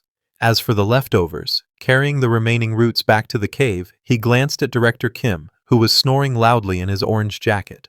Seo set the roots beside him. Director Kim slept soundly, unaware of the intense training Seo had just undergone outside. Seo sat quietly in the cave, deep in thought. In my memory are 6 volumes of Director Kim's research, as well as his final teachings before he died, he reflected, feeling the weight of the knowledge entrusted to him. Looking at the man sleeping peacefully, Seo thought, if I pass this knowledge to him, this life's Director Kim will surely surpass the previous one. Now that I've reached the martial peak, the teachings I can receive from him will far exceed what I gained in my past life. Leaving the leftover roots beside Director Kim, Seo stepped out of the cave once more. He still had no clue how to reach the next stage, but unlike his co-workers, he knew there was only one option for an idiot like him: train endlessly. To continuously maintain a peak master's vision and allow his brain to adapt to it, that was his path. Seo's eyes narrowed with determination. My first goal in this life is to resolve the burning pain I suffer when using this vision. And then, Seo envisioned his ultimate goal, to finally attain the level of the 3 flowers gathering at the summit. Glowing blue lotuses shimmered in his mind's eye, symbolizing the pinnacle of mastery he longed to reach. Seo walked out of the cave with firm steps, his fists clenched in resolve. I will reach what is known as the pinnacle of Martial Peak, the 3 flowers gathering at the summit. Morning arrived, sunlight spilling over the mountains and forest, marking the beginning of a new day filled with determination and resolve. The enormous fox, known as the Master of the Forest, appeared once more in this life. As Seo knelt and stretched out his arm toward the beast, curiosity filled his heart. His sharp blue eyes gleamed with anticipation as he wondered, will I see red lines with this fox as well? However, to his surprise, the fox's body glowed with a fierce red aura as waves of pressure rippled through the air. There was no blue. Seo's eyes widened in shock as his vision was overwhelmed. It's red everywhere. The fox's bloody jaws snapped open, its fangs dripping with menace. Seo froze in terror, his thoughts trembling. He realized he couldn't win. Staggering back, blood splattering around him, he clenched his teeth in confusion. Just what is this? He thought desperately. How could the entire area in my vision be filled with red? A few days later, under the night sky, cultivators descended from the heavens. When they arrived, Seo was once again left in shock. The cultivators floated high above, their overwhelming presence distorting everything around them.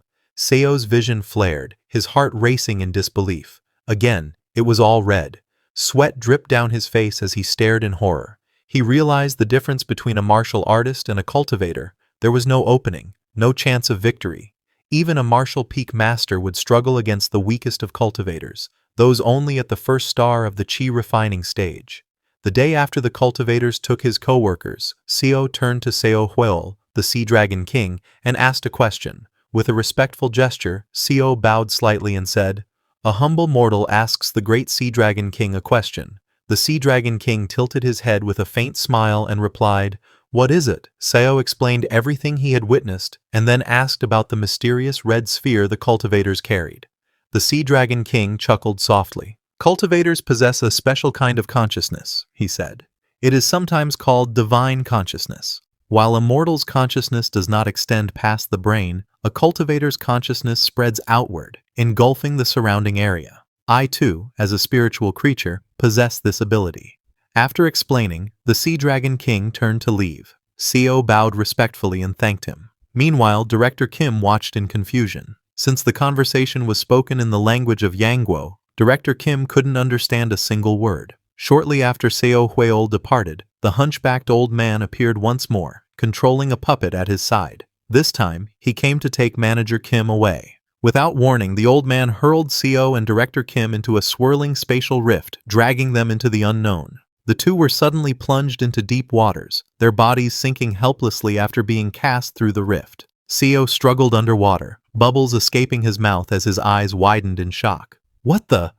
Panic surged through him. He pulled himself toward the surface, his hand gripping wet sand as he dragged himself ashore, frustration clear in his voice. "It was on top of the trees last time, now it's in water." Seo stood on the shore, wringing the water from his clothes, while Director Kim lay exhausted on the sand.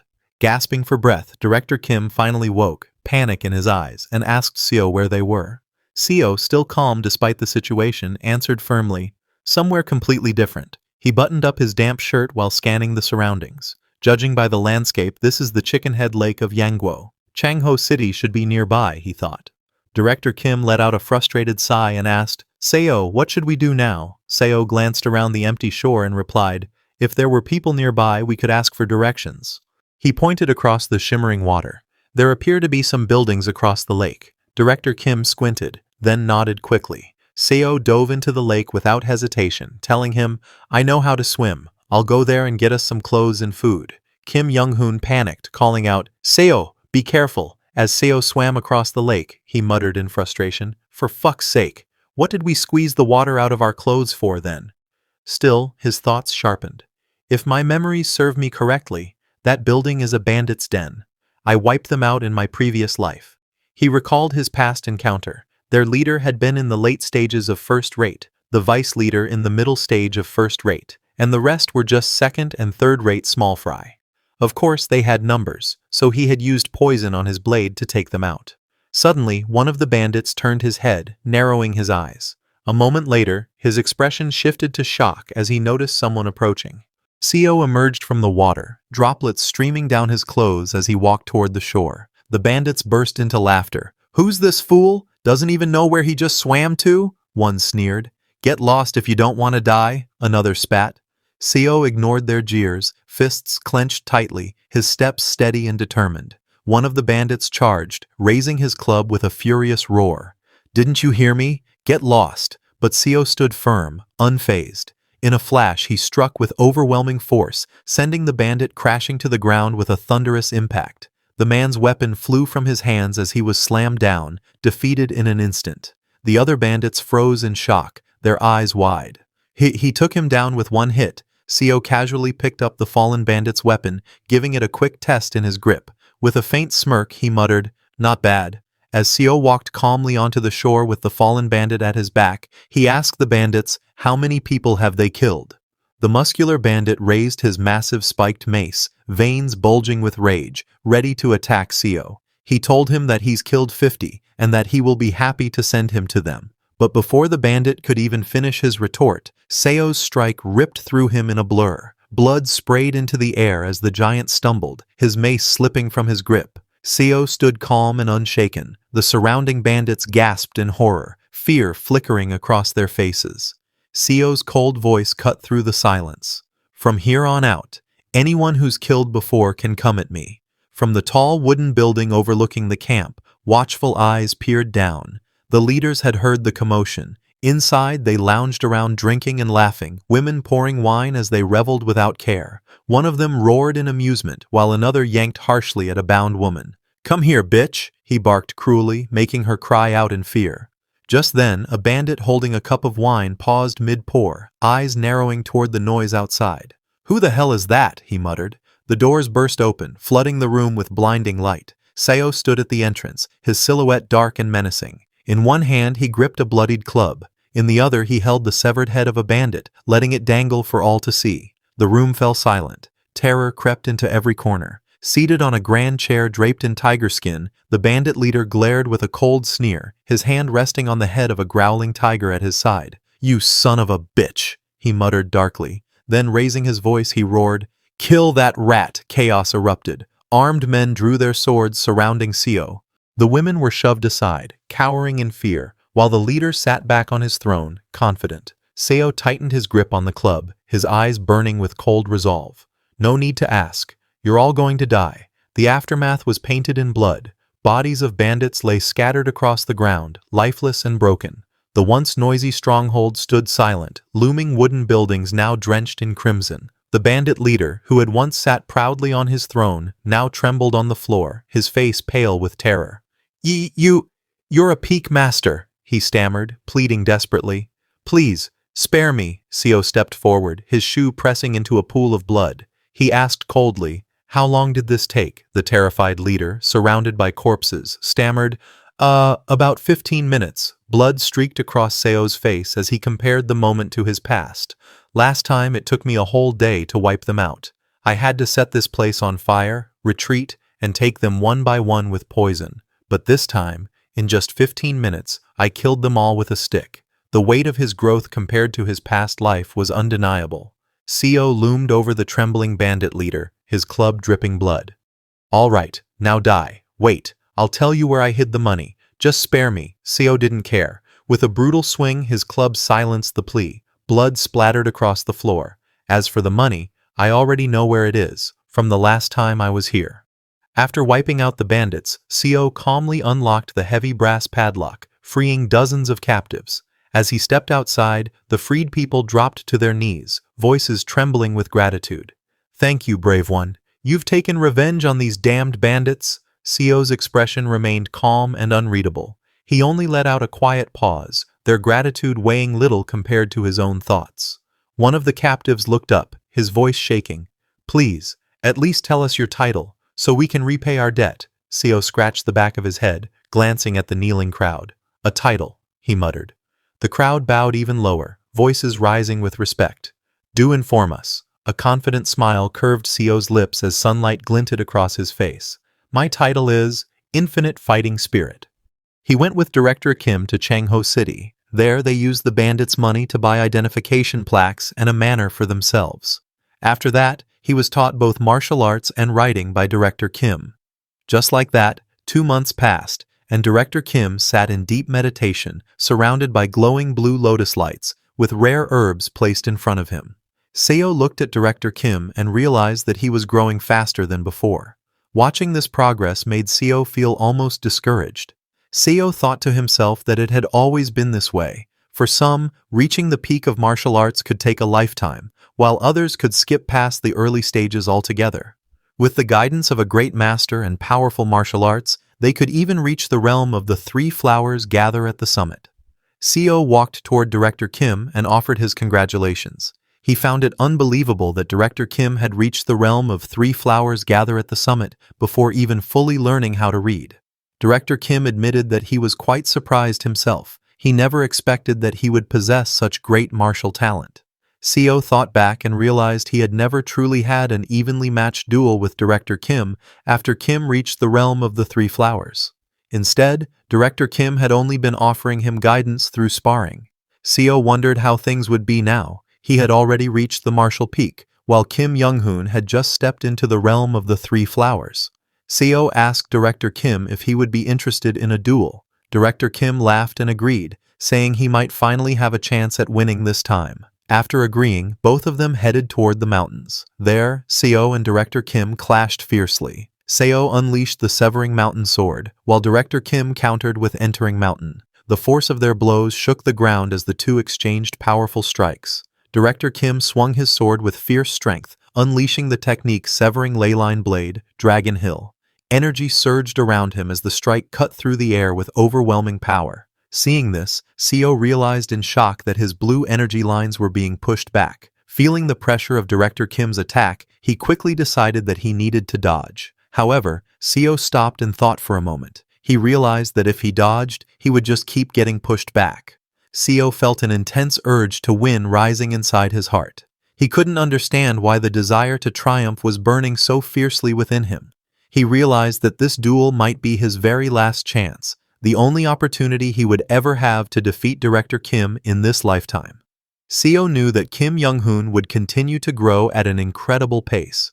The next time they fought, Young-hoon's strength would reach a level that Seo could never hope to match. Seo and Director Kim clashed fiercely, their swords colliding in midair. The impact sent shockwaves rippling through the forest, shaking the ground and trees around them. Seo gritted his teeth, realizing the weight of the duel. This moment, while Director Kim had just attained the realm of 3 flowers, this was his final chance to defeat him in this lifetime. Seo tightened his grip on his hidden weapons and steeled his resolve. Yeah, let's win. He charged forward with full determination, hurling his hidden blades as he shouted in his heart, using everything he had. Director Kim's eyes widened in surprise as Seo's hidden blades shot toward him. He quickly raised his sword, deflecting the incoming strikes with a sharp clang of steel. Seo steadied himself with his sword, a sharp look in his eyes. He had disrupted the flow of Kim's moves, feeling a brief opening in the clash. He pressed forward with determination, thinking to himself that he was ahead of him in terms of real combat experience. So he could win. Seo unleashed a powerful strike, shouting, "Severing Mountain Sword, Flowing Ridge." The ground split apart violently, sending rocks and shockwaves surging toward Director Kim. Director Kim's eyes gleamed with confidence as he charged forward through the debris. With a fierce smile, it was clear he would show Seo the stage that was the 3 flowers. Suddenly, Seo's eyes widened as his instincts screamed in alarm. Every sense in his body was sending him danger signals. Something big was coming, and he was right. Director Kim raised his sword high as blue energy swirled violently around him. He unleashed his strength, channeling enhanced blade ki into the strike. A devastating wave of blade chi tore through the ground as Director Kim unleashed his attack, splitting the earth apart and surging straight toward Seo with unstoppable force. Seo's gaze sharpened, sweat rolling down his face. He knew that if he tried to clash head-on with that attack, he would be completely severed. However, he refused to back down. He tightened his grip on his sword, energy swirling violently around him. The Severing Mountain Sword he had trained so hard to master was now his only answer. The Severing Mountain Sword was no ordinary technique. It was a martial art created by the genius Kim Young-hoon, who had mastered the 5 energies converging into the origin. Drawing upon that power, Seo unleashed his might. Severing Mountain Sword, Echoing Valley. A blinding surge of sword energy split the skies, tearing through the forest below. The ground quaked, trees swayed violently, and birds scattered into the air as the devastating strike crashed down with unstoppable force.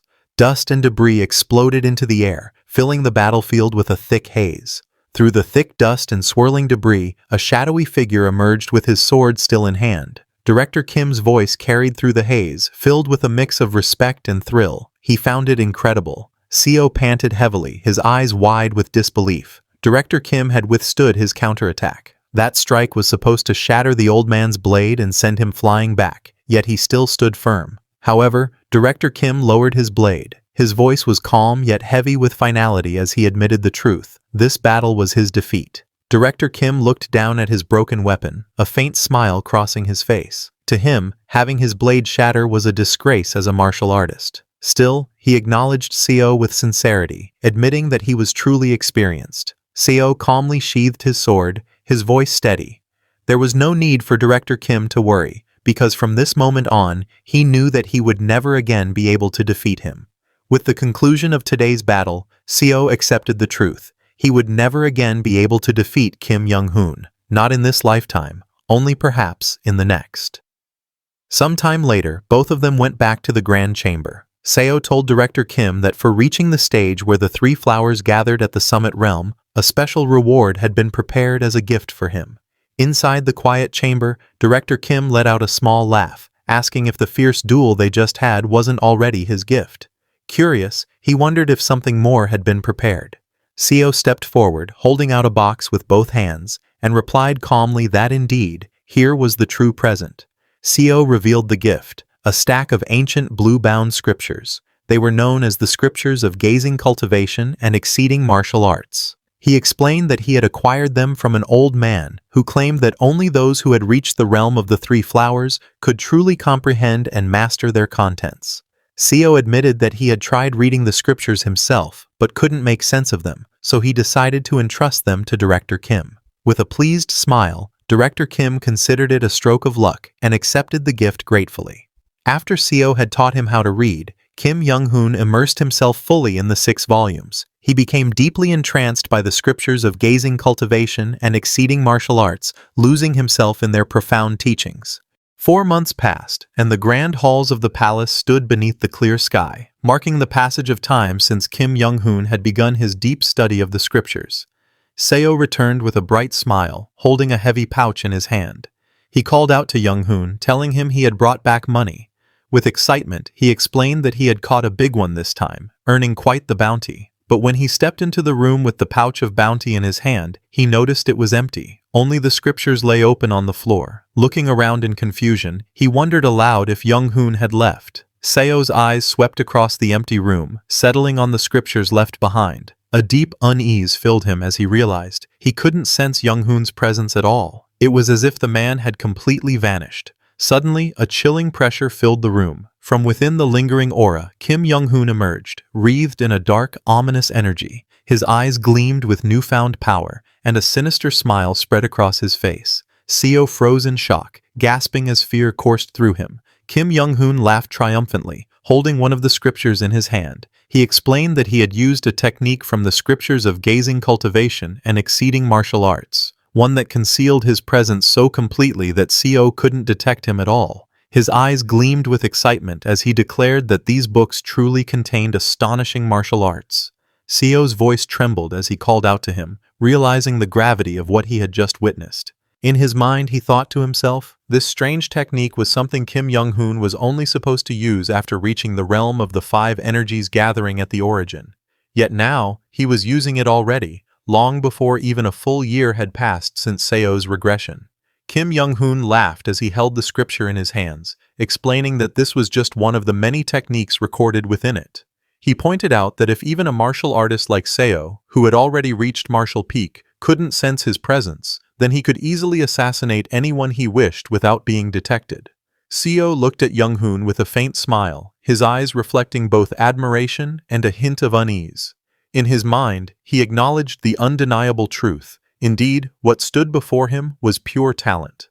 Kim Young-hoon mentioned that he was preparing to travel across the lands to gain real combat experience and asked Seo if he wanted to join him. Seo, however, politely declined, saying he was fine without going. Young-hoon looked at him curiously, puzzled by his response, and asked what he meant. Seo explained that he wanted to focus on stabilizing his comprehension of martial peak rather than traveling. Hearing this, Kim Young-hoon nodded in understanding, noting that Seo was still at the beginning stage of martial peak and had yet to master the use of sword silk. Seo admitted that while stabilizing his martial peak was important, something else had caught his attention. He had begun to develop an interest in the imperial regime. Hearing this, Kim Young-hoon tilted his head slightly, surprised, and repeated the words with curiosity. Imperial regime? Seo explained that if he managed to secure a position within the government, there might come a day when he could lend support to Young-hoon, who would likely be active within the Murim world by then. Hearing this, Director Kim gave a warm smile and thanked Seo with gratitude. After that, Seo and Director Kim chose to part ways for the time being, each setting out on their own path. Yet deep down, Seo admitted to himself that his desire to join the imperial regime wasn't solely out of interest. It was driven by other, more personal reasons he had yet to reveal. From the knowledge Seo had accumulated during his time as the strategist of the Martial Arts Alliance, he knew one crucial truth. The imperial family of Yangguo had deeper ties with cultivators than any other mortal organization. This connection made them uniquely influential, and it was one of the main reasons he set his sights on the imperial regime. According to rumors, it was said that the imperial family of Yangguo was not purely mortal, but in fact a collateral branch tied to a powerful clan of cultivators. With this knowledge in mind, Xiao made his choice. He submitted his application to the Yangguo military, setting his plan into motion. Xiao's reputation as a renowned bounty hunter earned him swift acceptance into the Yangguo military. Once inside, his unmatched skills and combat prowess allowed him to climb the ranks at a remarkable pace, until he eventually secured the position of general. Xiao then set his sights higher, applying for the elite position of Imperial Guard. With his abilities, he passed the selection with ease. Achieving such a prestigious role within just 5 years of his regression was a clear testament to how far he had come. An elder official reminded Xiao of the weight of his new role. His duty as an Imperial Guard was to put his very life on the line to protect His Majesty. With a sharp look, the man added that a martial artist who had reached the peak realm should certainly be capable of fulfilling such a responsibility. Xiao nodded firmly, gripping his weapon with resolve. With steady eyes, he assured the elder official that he would be sure to do so. Xiao entered the imperial family's shadow guards and, after undergoing rigorous training in stealth and hidden breathing techniques, he was soon assigned to duty. After that, the day came when Xiao was finally granted the honor of meeting the emperor. In that moment, Xiao made a startling realization. He had discovered something truly surprising. To his astonishment, he realized the truth. The emperor himself was a cultivator. Xiao could sense it clearly, the consciousness of a cultivator. The emperor was not an ordinary ruler, but a cultivator who had been born with a spiritual root. Although he still could not believe his eyes, his lingering doubts were erased after he encountered several of the emperor's kin. It became clear that the majority of the imperial family were cultivators as well, each possessing the consciousness to match. However, he noticed that the imperial family members did not appear to be higher-ranked cultivators. None of them came anywhere close to the level of that fox he encountered when he came into this world. Even so, Xiao realized that they were cultivators of the qi refining realm. Still, he could not understand why a martial artist who had only just reached martial peak was required to guard them. Although he could sense that the emperor's consciousness was far greater than that of someone at the qi refining stage, first star. With such overwhelming power, the emperor alone was stronger than all of the shadow guards combined. Xiao realized that the shadow guard existed merely as a convenience for the emperor, something he relied on because he was too lazy to personally deal with assassins. The emperor was known as the man who faced the greatest number of assassination attempts in the entire empire. Assassins came after the emperor almost every single night, and whenever they did, Xiao was the one who took care of them. Although it was tough every day, at the very least, facing these assassins gave him the chance to gain more experience. And just like that, 5 years went by as Xiao faithfully served the empire as a member of the Shadow Guard. During that time, Director Kim rose to the position of alliance leader. However, since Xiao was serving as a member of the Shadow Guard, he was unable to officially meet with the alliance leader. So Xiao arranged to meet Director Kim in secret. The two shared drinks together, catching up on each other's lives. And then, not long after, events took a sudden turn. That night, within the lantern-lit building, Director Kim tightly gripped his sword. Dark red energy swirled around the blade, hinting that he was about to break through to another realm. Xiao's sharp eyes caught sight of the red lines. He realized they represented the most optimal trajectories his opponent could use to strike at him. Seeing Director Kim, he could feel the danger radiating from the red lines. If he stepped into that area, Director Kim's attacks would slice through him instantly. Xiao paused as a familiar sensation washed over him. This feeling was unmistakable. It was the consciousness of a cultivator. Xiao thought to himself how unfortunate it was. If he had already reached the stage of 3 flowers, he would have been able to see far more. For now, he decided to carefully examine Director Kim's current condition. Although it was difficult to fully grasp what he was seeing, he believed this sight would serve as an important clue for comprehending Sword Silk.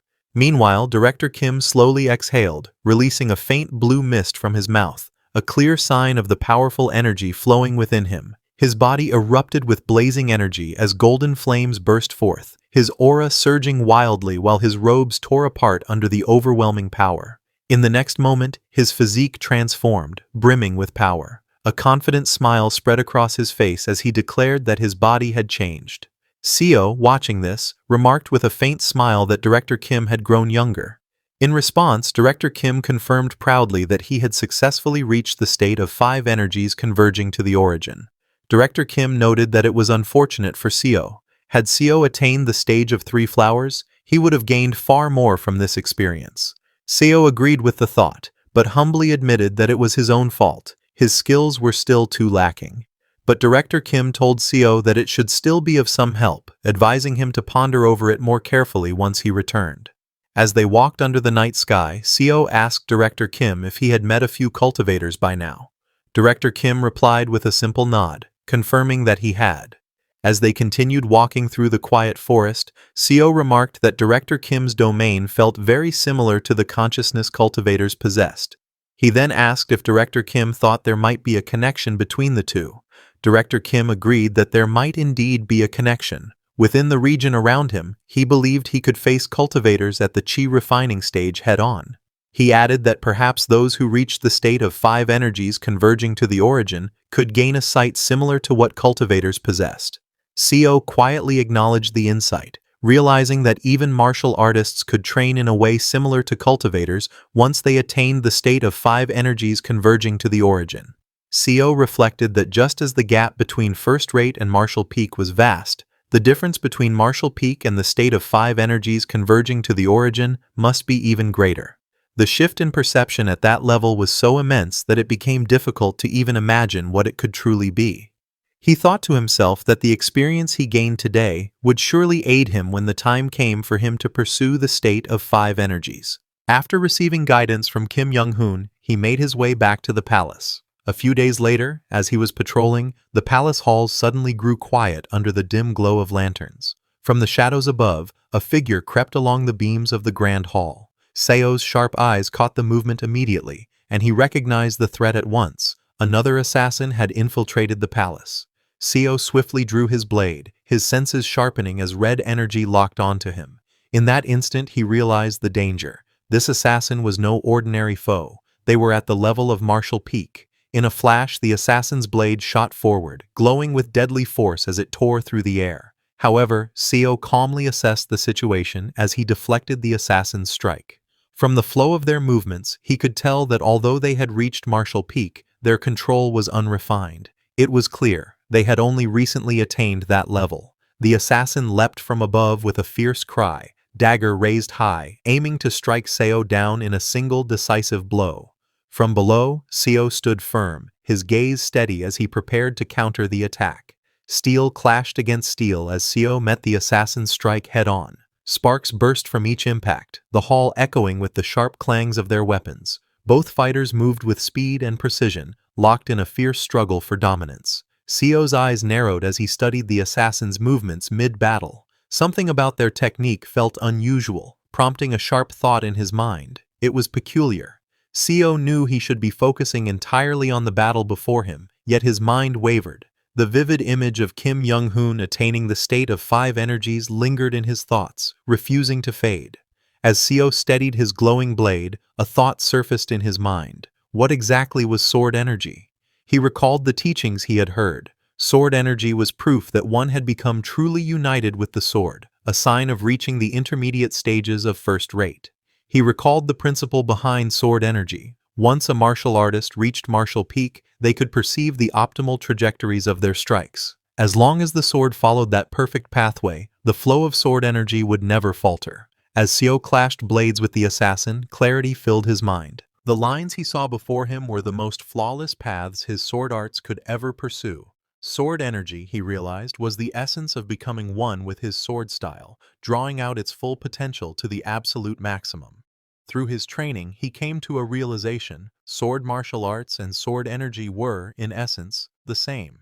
Yet as the thought settled in his mind, doubt crept in. He paused, questioning himself. Hold on, that couldn't be right. If sword martial arts and sword energy were truly the same, then wouldn't even Jiangshi, mindless corpses controlled by cultivators, be able to wield sword energy as long as they were taught the sword?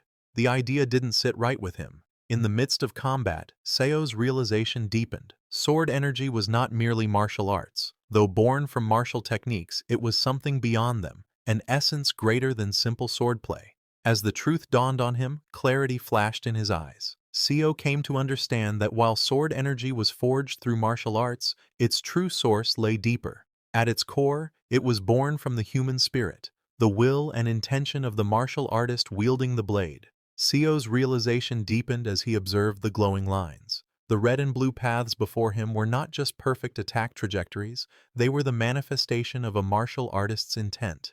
Each line represented the will behind the sword, the very trajectory of intention itself. The moment he grasped that truth, a strange sensation flowed from the hand gripping his sword. It felt as though living veins had sprouted from the blade itself, weaving into his arm and connecting them as one.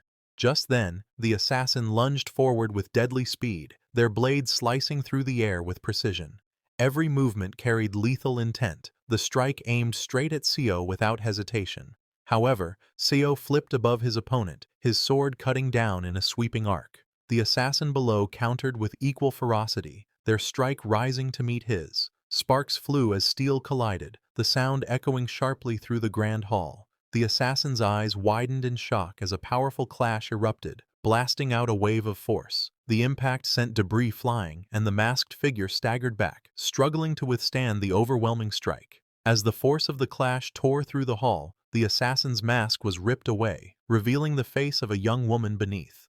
The young woman, battered and bloodied, struggled to push herself up, her eyes filled with both fear and defiance. Seo stepped forward with calm, deliberate steps, the glow of sword silk illuminating his path. His presence was heavy, his gaze sharp as he looked down at her. Recognition flickered in his eyes. A shadowed smile crossed his face as he remarked coldly that her features seemed familiar. In that instant, a memory surfaced. He recalled seeing her before, dressed not as an assassin, but as one of the Emperor's new handmaidens. Seo stood tall, his sword lowered but his presence oppressive as he looked down at the fallen assassin. He remarked coldly that to reach the level of Peak Master at such a young age was no small feat. With such talent, she could have surely advanced further, perhaps even attained the stage of gathering the three flowers. But then his tone sharpened. Struggling on the floor, her voice trembled as she recognized Seo, calling him by the title whispered among warriors, the infinite fighting spirit. Upon hearing this, Seo came closer to her and asked if she truly knew who he was. Seo remembered 10 years ago. His name had spread far and wide. Back then, he was revered as the infinite fighting spirit, a warrior of unmatched willpower. But as time passed, his reputation twisted. Fear replaced respect, and whispers in the Yan Kingdom began to call him something else, the infinite fighting monster. Blood dripped from her lips as she forced out her words, her body trembling with rage and grief. She admitted that her little brother had been far more talented than she ever was, but his brilliance had been cut short, all because of that wretched emperor. Seo's expression remained cold, his voice steady and unyielding. Appealing to his emotions was meaningless. He would not be swayed. The law was clear, and to him, there was no exception. Assassins were to be executed on the spot. Just then, a group of guards stormed in, weapons drawn and eyes blazing with fury. Their leader's voice thundered through the chamber, declaring the alarm. Another assassin attack had begun. The wounded woman fell to her knees, desperation in her eyes as she cried out. She pleaded with Seo, known as the infinite fighting monster, telling him he was making a mistake. Her voice trembled as she revealed the truth. The common people were dying because of the Emperor's cruel orders.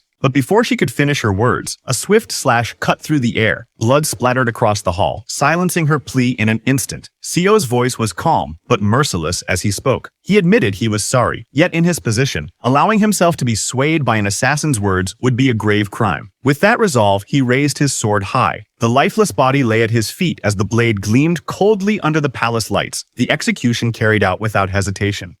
However, a faint pang of regret stirred within him for ending such a remarkable talent with his own hands. Yet there was no time to dwell on it. With the help of his fellow guards, he quietly tended to the aftermath, lifting the fallen body and cleaning the traces of what had just transpired. After that, Seo glanced toward the Emperor's chambers, noting how much noise had erupted just moments earlier. Yet, as expected, the Emperor never stirred. The reason soon became clear. A powerful soundproofing spell had been cast around the Emperor's quarters. It was almost as if he had no need to conceal the truth, boldly showing that he was, in fact, a cultivator. Everyone in the Shadow Guard was well aware that the Emperor was a cultivator. For those who had reached the level of Peak Master, it was easy to perceive a cultivator's domain with their own eyes. As the guards moved swiftly, one of them gave a sharp order, demanding that the scene be cleaned up without leaving a single trace behind. Seo knew the shadow guards protected the emperor without question, for it was the duty entrusted to them. None of them dared to complain, no matter the burden. Still, a troubling thought lingered. Assassination attempts on the emperor had been growing more frequent with each passing day. Although the Yan Kingdom had recently entered a time of peace and prosperity under the emperor's rule, poverty still lingered among some. Yet there were no longer cases of commoners falling into ruin and resorting to banditry just to survive. Seo pondered deeply, questioning who could be so relentless in sending assassins after the emperor. Examining the weapon, he noticed it had been coated with a deadly poison. What troubled him even more was the realization that the assassin came from the Yan Kingdom itself, and even knew his title. But he decided not to rush and thought it best to take his time to uncover the truth. As he walked down the dark halls of the imperial palace, his steps echoing, he reminded himself of his true purpose. He had come here not for power or politics, but simply to gather information about cultivators. 10 years passed. During that time, Seo faithfully carried out his duties as a guard. Through his steady service, he gradually earned the emperor's trust. At the same time, Seo made use of the authority he had gained to uncover information from every corner of the imperial palace. Of course, there were limits. Classified knowledge remained beyond his reach. By carefully piecing together documents that were only available in the government offices, Seo managed to uncover something valuable. Through his persistence, he finally found a clue about the elusive cultivator clans. At long last, he had succeeded. He finally discovered the region where the cultivator clans resided. Seo sighed in frustration, realizing just how difficult it was to gather information about cultivators. Still, despite the challenge, he admitted to himself that this was far better than the days he had spent as the strategist of the Murim Alliance. Seo reflected on his progress, realizing that perhaps it was because he gained real combat experience almost every night. At this pace, he believed he could aim to reach the state where the three blossoms converge within this very lifetime. At this pace, he believed he could aim to reach the state where the three blossoms converge within this very lifetime. Just then, he picked up the next document, murmuring to himself that it was the census report. The record stated that in the 33rd year of the Heian calendar, by the grace of His Majesty the Emperor, the number of orphans and beggars had greatly decreased. Because of this, the number of people joining bandit groups had nearly disappeared altogether. Seo flipped through the pages of the report, his brow furrowing. It was supposed to be an official document prepared by the government office, yet the writing and details were surprisingly careless. He couldn't help but wonder why it was so sloppy. The report in Seo's hand seemed incomplete. Though it claimed the number of beggars had decreased, the crucial detail was absent. The most important part was missing. How exactly had the numbers fallen so sharply? That unanswered question lingered in Seo's mind. Seo's eyes narrowed as the thought crossed his mind. Could it be that they had all starved to death? Yet he quickly dismissed the idea. If such a large number of people had truly perished from starvation, his past self would have undoubtedly known about it. It wasn't a simple matter of the poor moving up the social ladder, nor had the emperor provided relief or created new livelihoods for them. To Seo, it felt as though these people had not risen or been saved at all. They had simply been erased quietly, as if wiped from existence. Besides, there had been no famine, nor had any war broken out in the Yan Kingdom. Yet despite the peace, how did they disappear? He also remembered that assassin woman telling him the truth. The common people were dying, and it was all because of the emperor's cruel orders.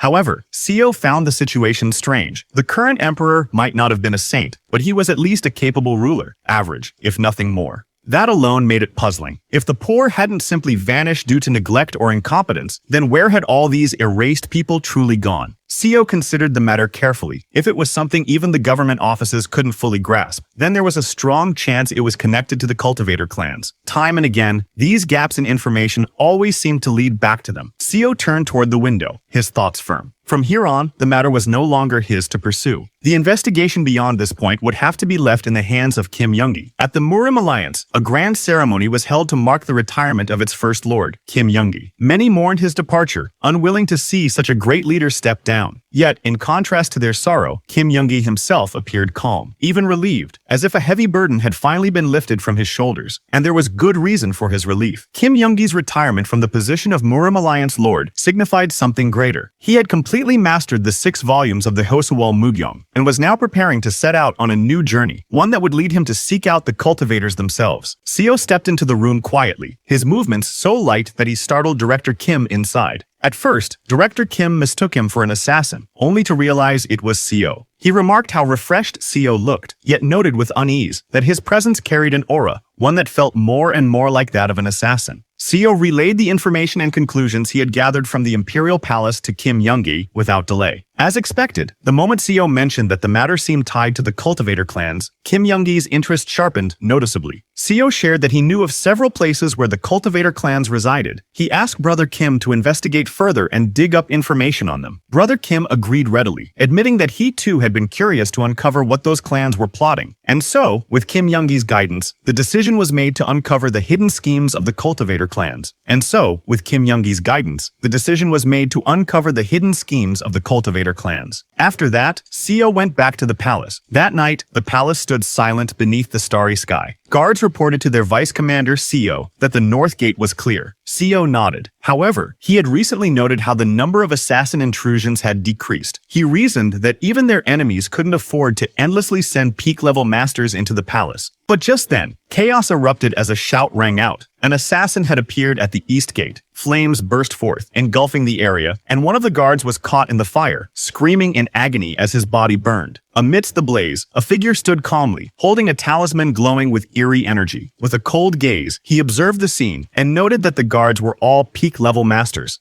The intruder, with his blue hair tied back and a talisman still glowing faintly at his side, found himself surrounded by palace guards. He muttered in irritation, calling the situation a nuisance. His concealment arts, usually flawless, were being disrupted by the sharp perception of the guards, making it difficult for him to remain hidden. Seo's eyes widened in shock as he realized the truth. The intruder was actually a cultivator. He thought their enemies had run out of peak masters and were now desperate enough to send a cultivator disguised as an assassin. One of the commanders shouted in alarm, confirming that the intruder was indeed a cultivator. His voice rang through the hall as he ordered everyone to stay alert and be on their guard, preparing for the battle ahead. The blue-haired cultivator sneered as he spread a handful of glowing talismans in his hands. With arrogance in his voice, he mocked the guards, asking if they truly believed they could stand against him. He declared that the so-called peak masters they had faced were only cultivators stuck at the first level of the chi refining stage, far weaker than him. The cultivator rose into the air, talismans swirling around him as dark energy gathered. With a voice filled with pride, he revealed his true power, not just a beginner, but one who had already reached the second level of the chi refining stage. Flames ignited in his hands, wrapping around the glowing talismans. With a cruel smile, he vowed that after slaughtering everyone present, he would hunt down and kill the man from the collateral branch of the Mockley clan. The cultivator unleashed his attack, fiery talismans streaking through the air like blazing spears. Explosions erupted as the flames struck, engulfing the hall in a sea of fire. Guards caught in the blast screamed in agony, their bodies consumed by the raging inferno. As the palace echoed with their cries, the cultivator smirked, his arrogant laughter echoing through the burning hall as flames devoured everything around him. He believed no one present could match his strength.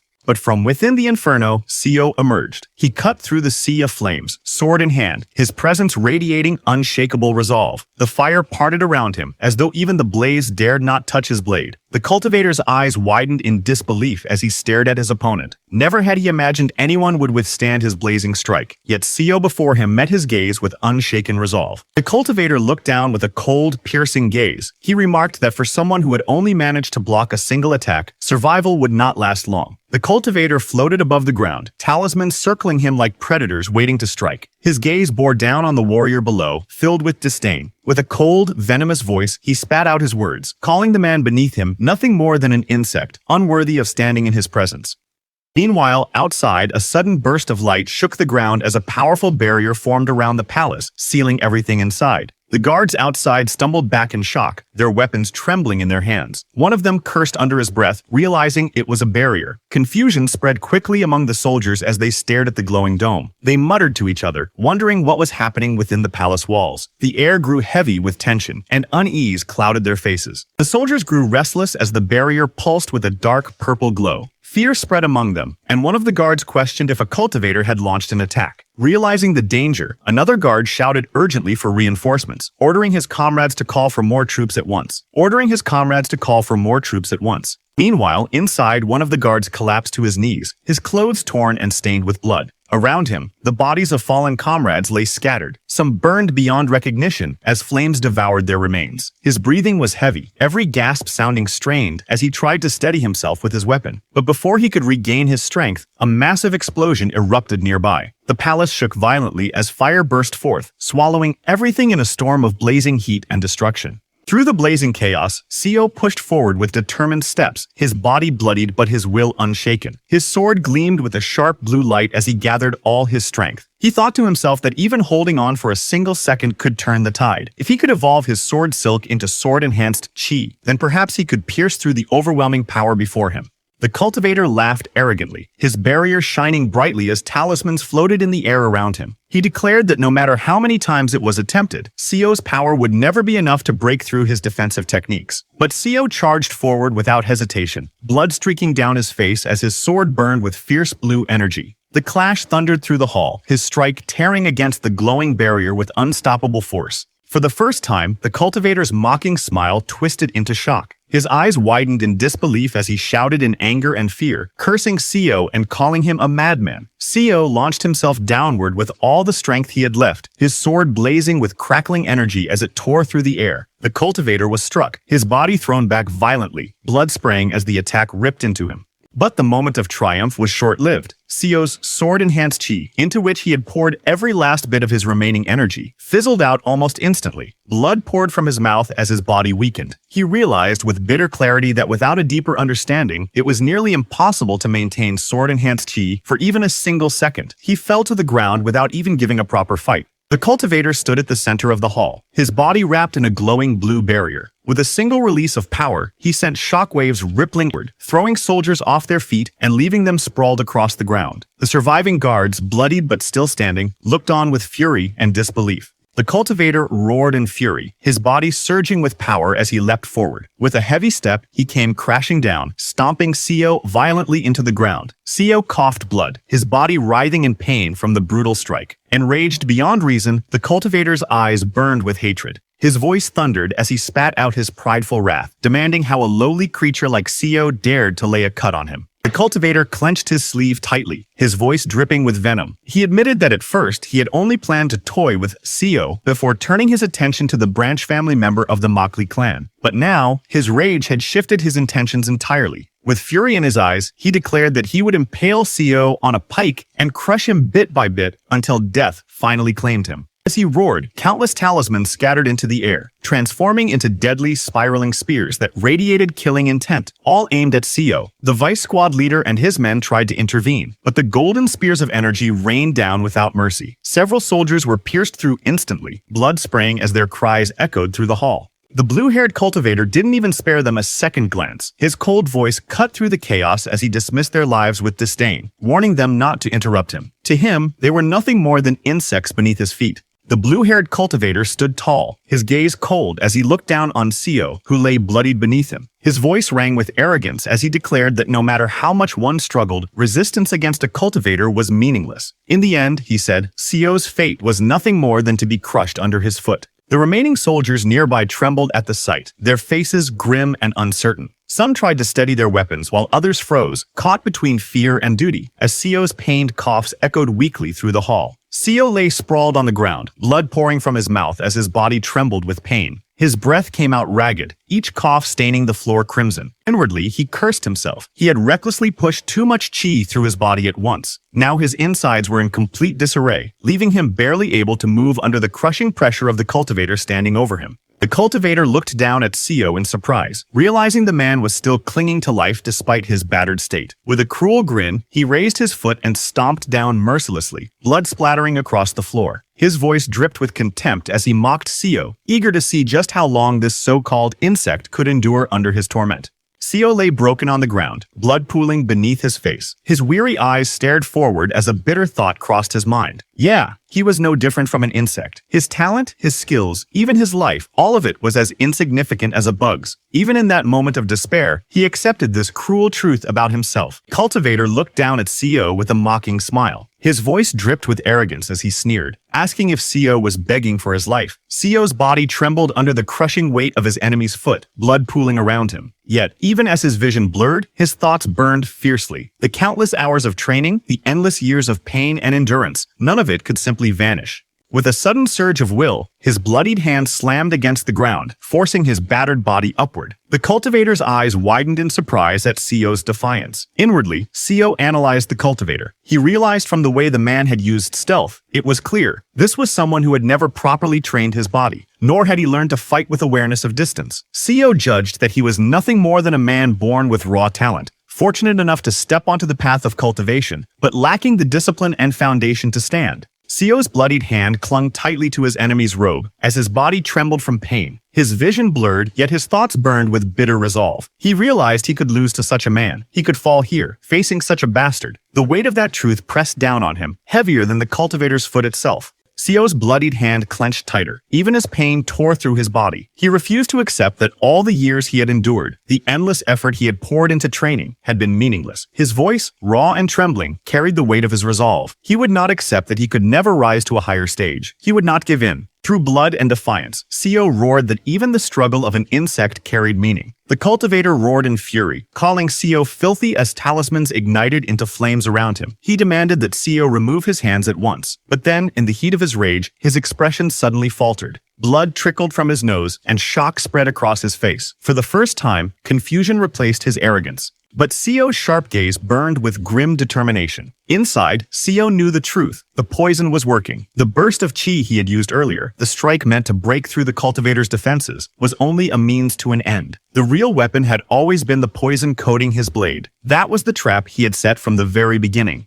The cultivator's face twisted in panic as the realization hit him. His body trembled, blood spilling from his mouth and nose while his vision blurred. He stammered in desperation, cursing the poison now coursing through his veins. His hands shook as he tried to muster his strength, muttering frantically that he needed to nullify it before it was too late. For the first time, fear replaced arrogance in his eyes. Seo's eyes burned with cold fury as he pinned the cultivator down. He would never allow him the chance to nullify the poison. He forced the cultivator's jaw shut, silencing any chance of an incantation. At the same time, he clamped down on his arm, preventing him from forming seals. With blood dripping from his mouth and strength still surging in his grip, Seo snarled that now the arrogant cultivator should try casting his spells, if he still could. The guards panicked as they saw the cultivator struggling under Seo's grip. One of them shouted desperately to help Seo, and several men rushed forward with weapons drawn. But before they could reach him, the burning talismans shattered with a deafening crack. The defensive barrier that had protected the hall collapsed in an instant. From outside, soldiers cried out that the defensive technique had broken. With renewed vigor, they charged forward, storming into the palace as their boots thundered against the floor. The cultivator's lifeless body collapsed on the ground, his face twisted in horror. Seo stood over the corpse, his body battered and covered in blood, yet his eyes burned with cold determination. He remembered how his enemy had once mocked him, belittling him as nothing more than an insect. Now, with the cultivator lying lifeless before him, Seo's thoughts carried a bitter edge. That same man who had looked down on him with arrogance was no different in death, proving that all his cruelty and pride had led to nothing.